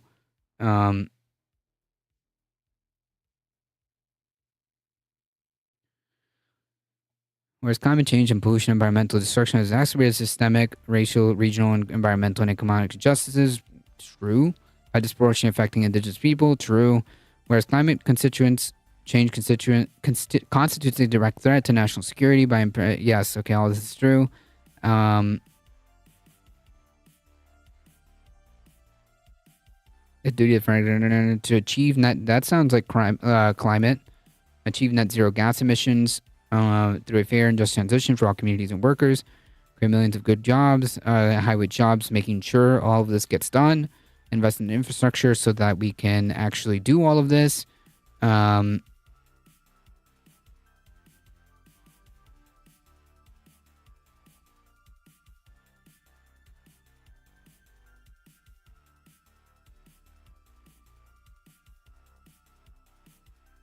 Or we spend all this money and nothing changes. Government is real good and spending and nothing spending and nothing changes. So we do nothing. Is that what you're saying? Overhauling transportations to remove pollution and greenhouse gases from technology, zero emission infrastructure. Yeah, like I don't understand. Are you saying that it's going to end up being more expensive? Okay, I can concede that.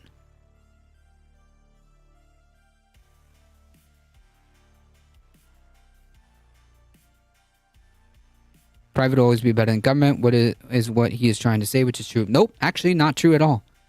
Private is not always better than government. It just depends on the situation.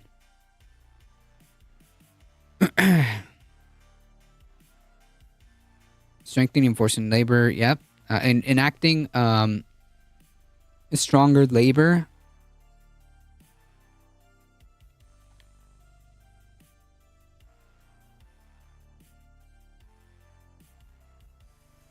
No, we disagree, but you're just wrong. Empirically, like objectively, you're just wrong. Here's an example. Healthcare. Healthcare. That's it. How would you feel about giving money to coalitions of universities and climatologists to work with corporations? The US EPA has not done enough. I don't. It depends on what they're using that money for.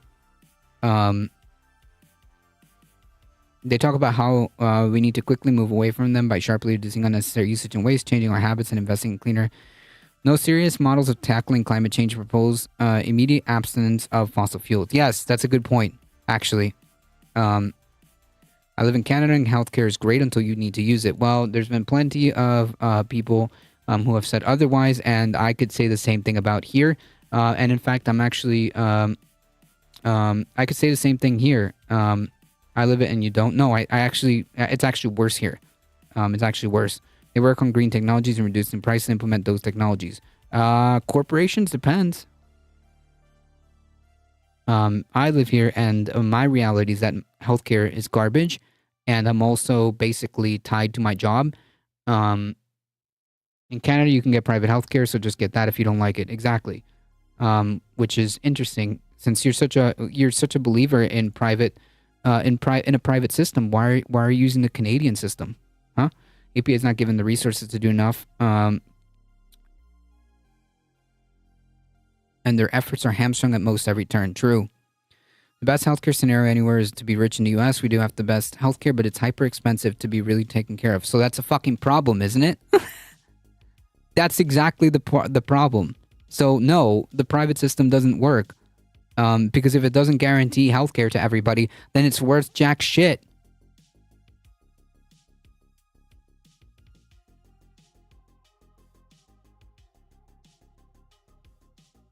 Anyways, this is a 14-page proposal that gives no breakdown of how much it would cost. Oh wait, yes it does. Hold on. Oh no, it doesn't. So I can't really make an assessment other than like, do they plan to decouple themselves from fossil fuels? I mean, they made a proposal about how we should be net zero. The private system works as intended, make lots of money at the expense of others. True.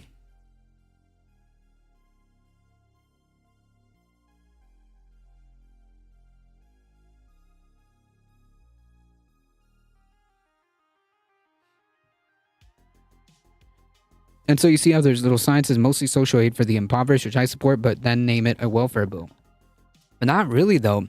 There are climate aspects to this. There are climate aspects to this. You might argue that it's not enough.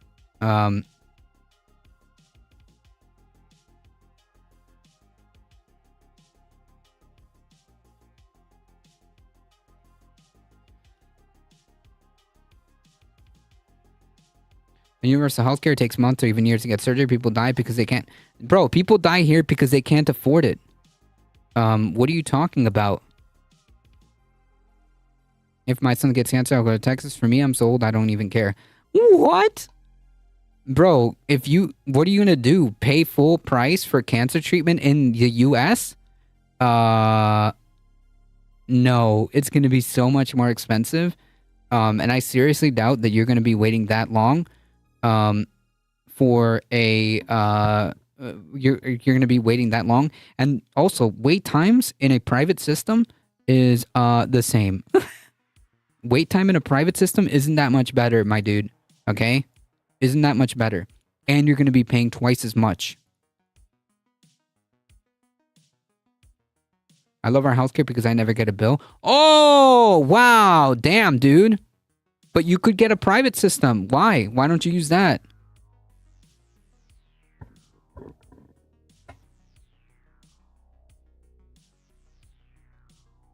If you're that concerned with your son, as you should be, then why not get a private system since it's better? Why do you need to travel all the way to Texas and pay twice as much? There are private systems in Canada. Because they have the best center. Do they? We have people go down there all the time. Well, no, that's too personal. I'm not going to ask that.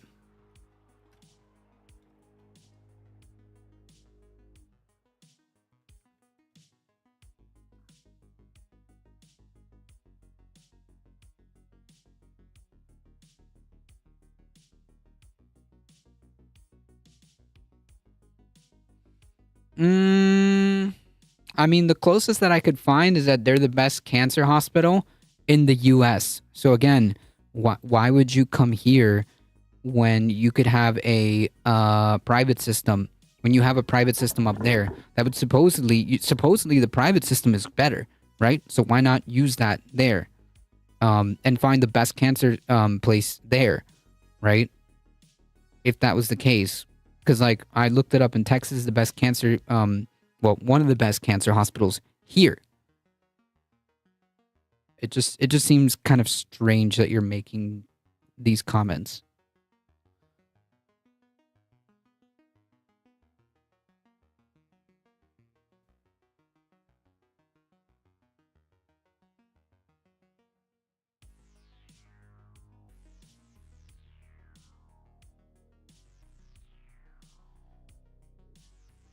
Yeah, we would need to mobilize the entire country in that scale. This is correct. If he has money, it's better to go to Texas than wait for a treatment date in Canada. But also, if you don't, but also, how do you know that if you're not going to get like a wait time? Because there are wait times in private systems. Do you think that there's like some magic button that just because you have like a private system that you automatically get like seen? No.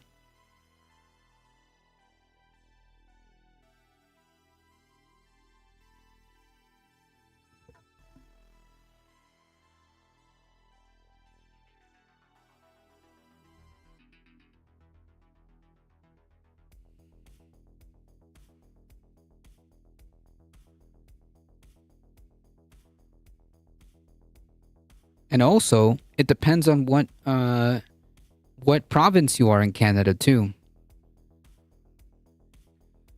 A rich American gets better private treatment than a poor Canadian. Alberta. Oh, I'm sorry. That it all makes more sense now. A rich American gets better treatment. Yeah, because they have a lot more money that they don't have to care about the cost. We have the best, but it's still rough. Yeah,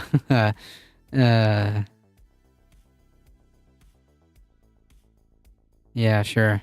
Alberta. Gotcha.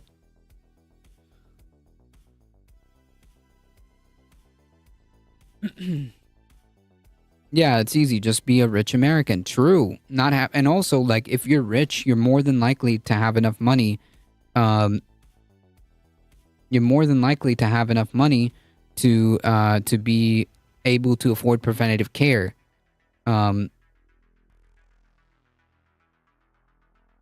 Everyone hates Alberta, and I love it. Yeah, there's a reason.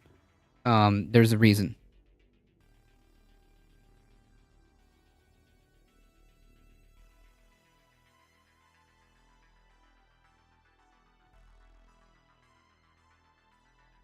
It's too conservative.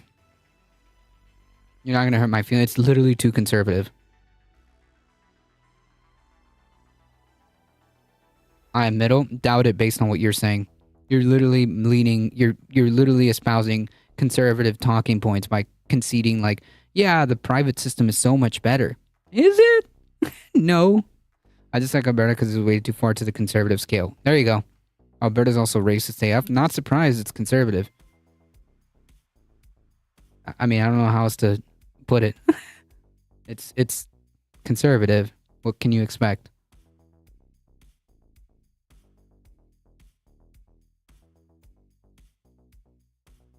Says the Ontario person. I'm not from Ontario.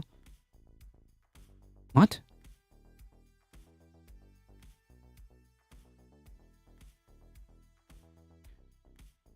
I trigger when Canadians call the US racist.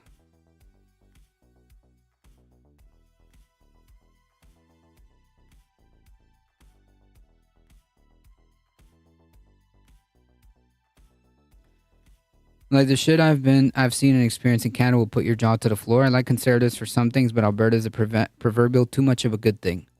I don't know if there is a good thing about conservatism. I've seen it to its natural conclusion. I'm good. I'm good. No thanks. Hard pass.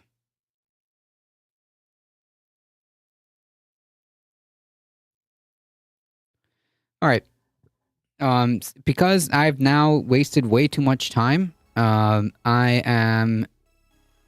gonna have to fly through some of these stories. I just don't know why you would complain about a system where you effectively get what you want. You like private healthcare. You admit that you'd be able to pay that healthcare in whichever state you want. Is a problem. If you want this, opposed to substandard care for free, that's also their prerogative. Conservative in 2023 is inches away from that's national Nazis. Nazis, I assume National Socialists, Nazis. Yes, but that's kind of always the natural conclusion to conservatism, right? It's kind of always how it drifts. That's literally the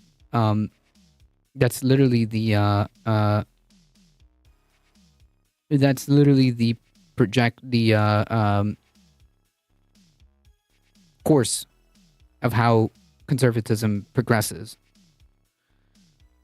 I just think it's a bit weird of a free market advocate to be forcing a choice of medical care on other citizens who can choose what they want. True. So it's extreme left thinking. True. Extreme left thinking is when correctly pointing out,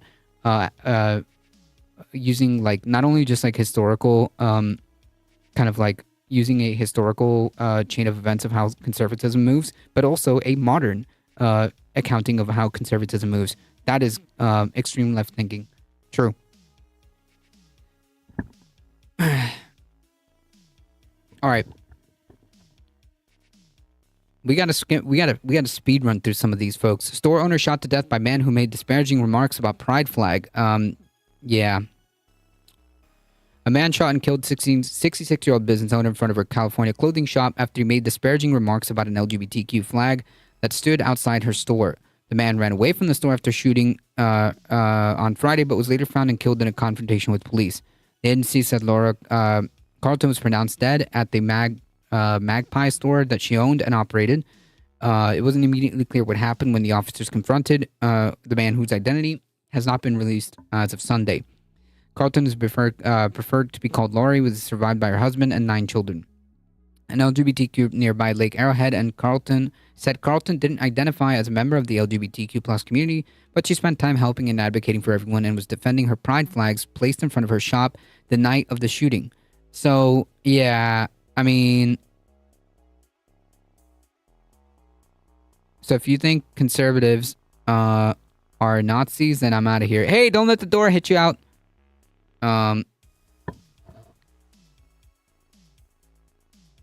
Because that's not exactly what I said. I said that conservatism, the natural conclusion, moves in that direction always. It always has.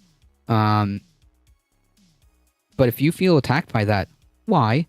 If you're not,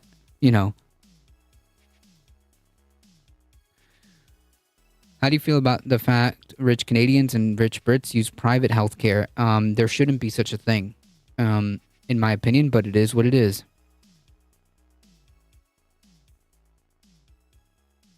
It is what it is.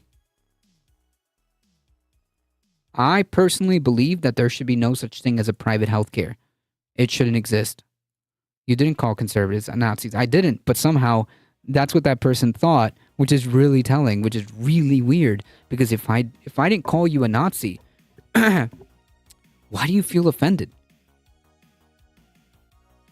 If I didn't call you a fucking Nazi, why do you feel so defensive? Is my question.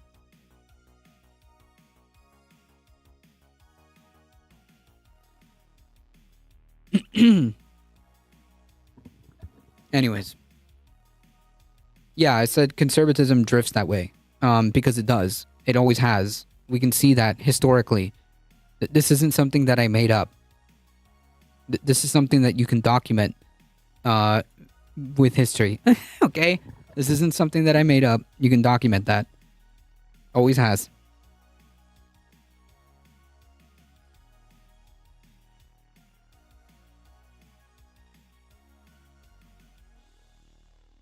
There was an outpouring of support on social media with commenters expressing shock and sadness.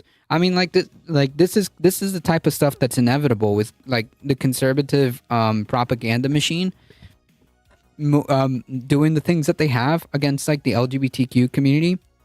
That if you even display a pride flag as support, even if you yourself are not LGBTQ plus, but you want to show support, effectively could get you killed.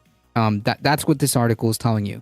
That's what this article is effectively telling you. If you support the LGBTQ community, if you display pride flags, and you could be shot over it. NATSO is a social program and welfare for people who make up the true ethnic identity. Oh, okay. So identitarians. Yeah, okay. I mean, it's nothing new. That idea is nothing new. So I apologize for the ignorance there, but that idea is nothing new.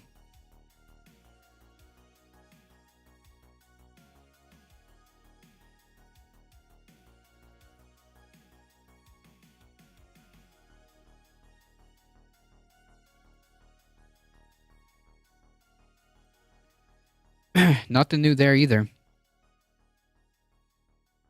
All right. Yeah, I don't have time. So I'm gonna have to do these videos tomorrow. So we're just gonna go through this one here. This is the story of the day. 40% of U.S. climate emissions are attributed to richest households. Surprise, surprise. The wealthiest tenth of U.S. households are the source of 40% of natural gas emissions, according to a research published in the journal PLOS Climate. Researchers shared by Jared Starr of the University of Massachusetts analyzed 3 decades of household income from 1990 to 2019. They found that during this period, the bottom 90% of households share emissions that has fallen, while the top 10 has increased. The wealthiest 1% of households were responsible for 15 to 17% of emissions. Starr and colleagues analyzed emissions associated with businesses owned by the households they analyzed, but also factored in revenues related to their investments. The top 10%. For the top 10%, investment income makes up a large share of those households' emissions, between 38 to 42%. and the case of the wealthiest 10%. The investment piece makes up an increasing share of the emissions responsibility as we look further up the income ladder. Just 43,000 of the wealthiest 0.1% of households, 34%, were what researchers dubbed the super emitters. That's wild. The stupidest thing about private healthcare in places like that, like the UK, is that they generally use the same facilities and doctors anyways. You effectively pay to jump the queue rather than get any better treatment. Right, and like, it's not even guaranteed. Like, their outcomes aren't that much different, which is wild. But okay. Europe wants that Poland cut welfare to Muslims, and the whole Spanish Catalonia independence movement is about limiting welfare and social payments to, quote, real Spaniards. Yeah, like, this is nothing new. Nothing new. Nothing new. Emissions also vary by age cohort, peaking between the ages of 45 to 64 and then declining. The results indicate that policymakers may have been looking at potential carbon taxes and their structure from the wrong angle. While consumer-facing carbon taxes have struggled to move from the proposal to law in the U.S., an investment-based carbon tax may be more equitable and politically palatable and equally justifiable. Which of course they won't do. the chances of this even happening, 0. Okay? Chances of this happening, 0. By thinking of carbon as an outcome of income generation rather than just an outcome of consumption, such an alternative policy solution become possible. Simply measuring according to consumption gives a misleading picture of who is responsible for the bulk of emissions. Starr said, and any tax on carbon that is consumption-based would reflect that. Consumer-facing carbon tax will hit poor Americans the hardest because the emission intensity of their purchase tends to be higher than higher income groups because they're buying things related to necessities, whereas upper income groups tend to buy base things around services. These low income groups basically spend all that comes in, whereas you move up the income ladder, the higher income groups really have high savings rates, and the money that they save or reinvest are not reflected in consumer facing carbon taxes. Yeah, chances are that the chance of like these people being held to account by like taxing them properly is 0. Okay, unfortunately. I'm obviously exaggerating, but like the point being is that this is very low chance of this succeeding. Getting politicians to rally around a tax around the rich is not gonna happen. That's just reality. The chances are very, very, very low. But yeah, there you have it. Surprise, yet another story about how the richest people are responsible for a massive chunk of emissions and no willingness to actually put some policy behind it. That will continue as politicians are bought by wealthy corporations and wealthy individuals, which is only perpetuated and exacerbated by capitalism. The feedback loop continues. That's it. I mean, I don't know if that was like even real news, because like at this point, I think we could all kind of like understand that that's just like the way it is. But yeah. All right, folks. It is almost 7:30. I got to get going. I am hungry. Any private system is designed to make artificial scarcity of anything it does to give an excuse for driving up prices, food, healthcare, energy. Yes, but specifically, there's an asterisk specifically for those things. The reason why that's so egregious and the reason why we even have terms like market failures is because things like healthcare aren't things that you can go without, right? Like if I didn't have a camera, I wouldn't be dead. Okay, if I didn't have if I didn't have a microphone today, I wouldn't be. It wouldn't be the end of the world. Okay, but healthcare is a different story. Healthcare is life or death, and that is an inelastic demand, which is which drives market, which creates the conditions for market failure, because you don't have a choice. If you're having a medical emergency, you do not have a choice. If you're going through something like, God forbid, cancer, you do not have a choice. If you're going through diabetes, you do not have a choice. These are things that are non-negotiable, and these people know that. So to make that a privatized system, of course, artificially drives up the price. You make people pay more for the same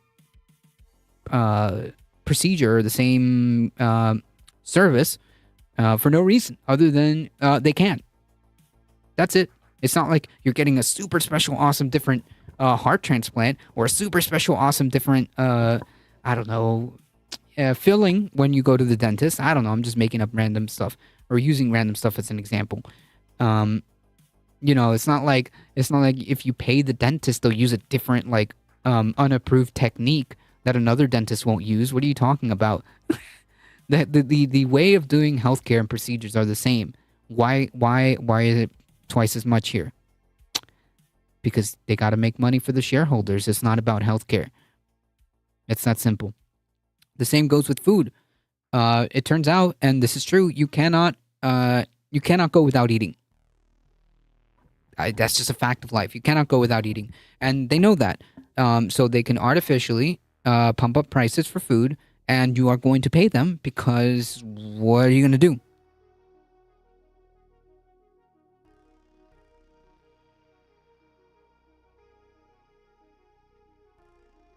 Capitalism kills, yes. To the tune of how much a year just in healthcare? I think like 10,000 something because people don't have the money for adequate healthcare. It's like 10,000 something or some number to that effect. A large part of the rich paying extra money is to get faster treatment and move up the queue. It's not necessarily better treatment. But that's not always the case, especially in a only private system. That's not always the case. That's not even always the case. There are wait times here. That may be the case if you live like in Canada where you can do that for some weird reason. That may be the case, but like if you have a purely privatized system, that is just not a thing. I can't pay more money to jump the queue. I just can't, because it turns out that there may be people in front of me regardless. Okay? And if I go to the best hospital, guess what? Other people are going to the best hospital.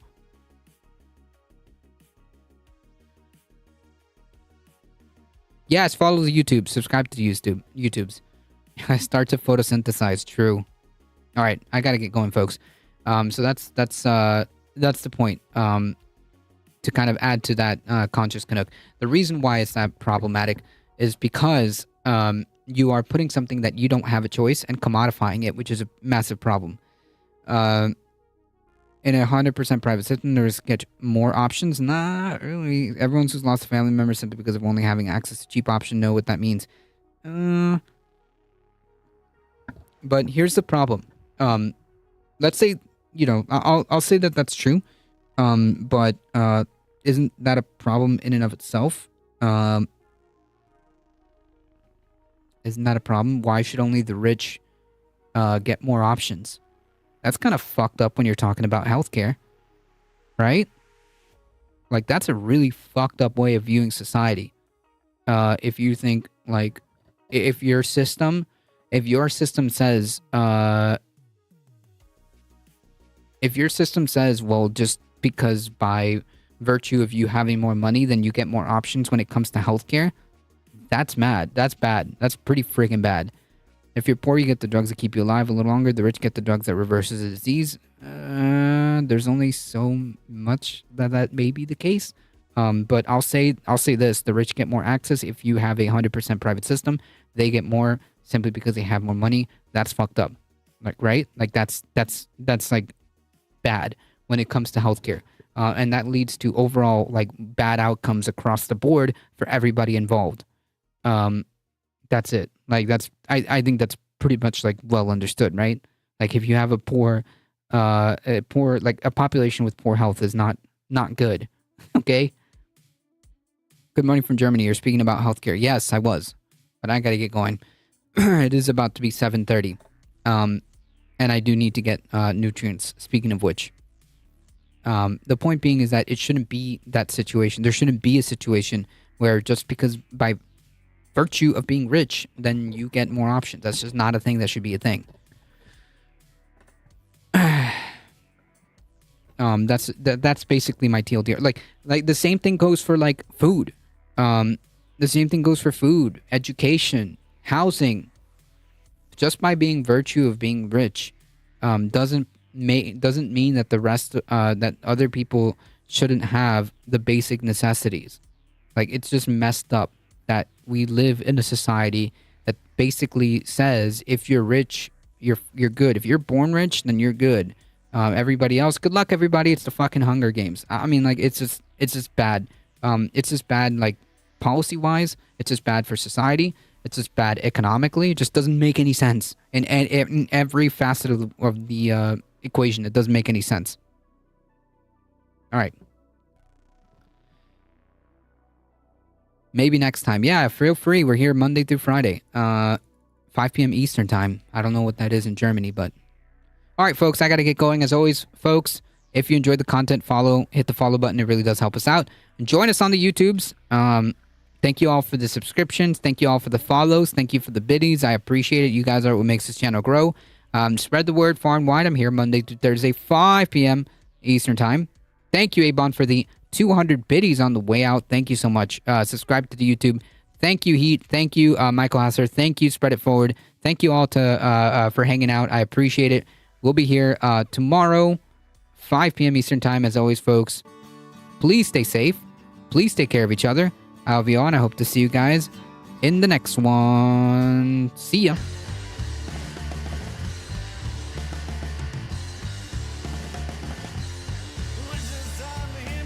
Oh, it's about 6 hours? Jeez. It must be 6 hours forward.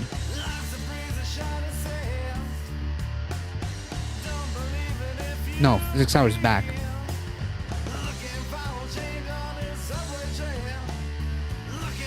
Alright, so if you want to learn more about why, like, Alberta is bad, stick with us, folks. We're heading out in 5, 4, 3, 2, 1. See ya.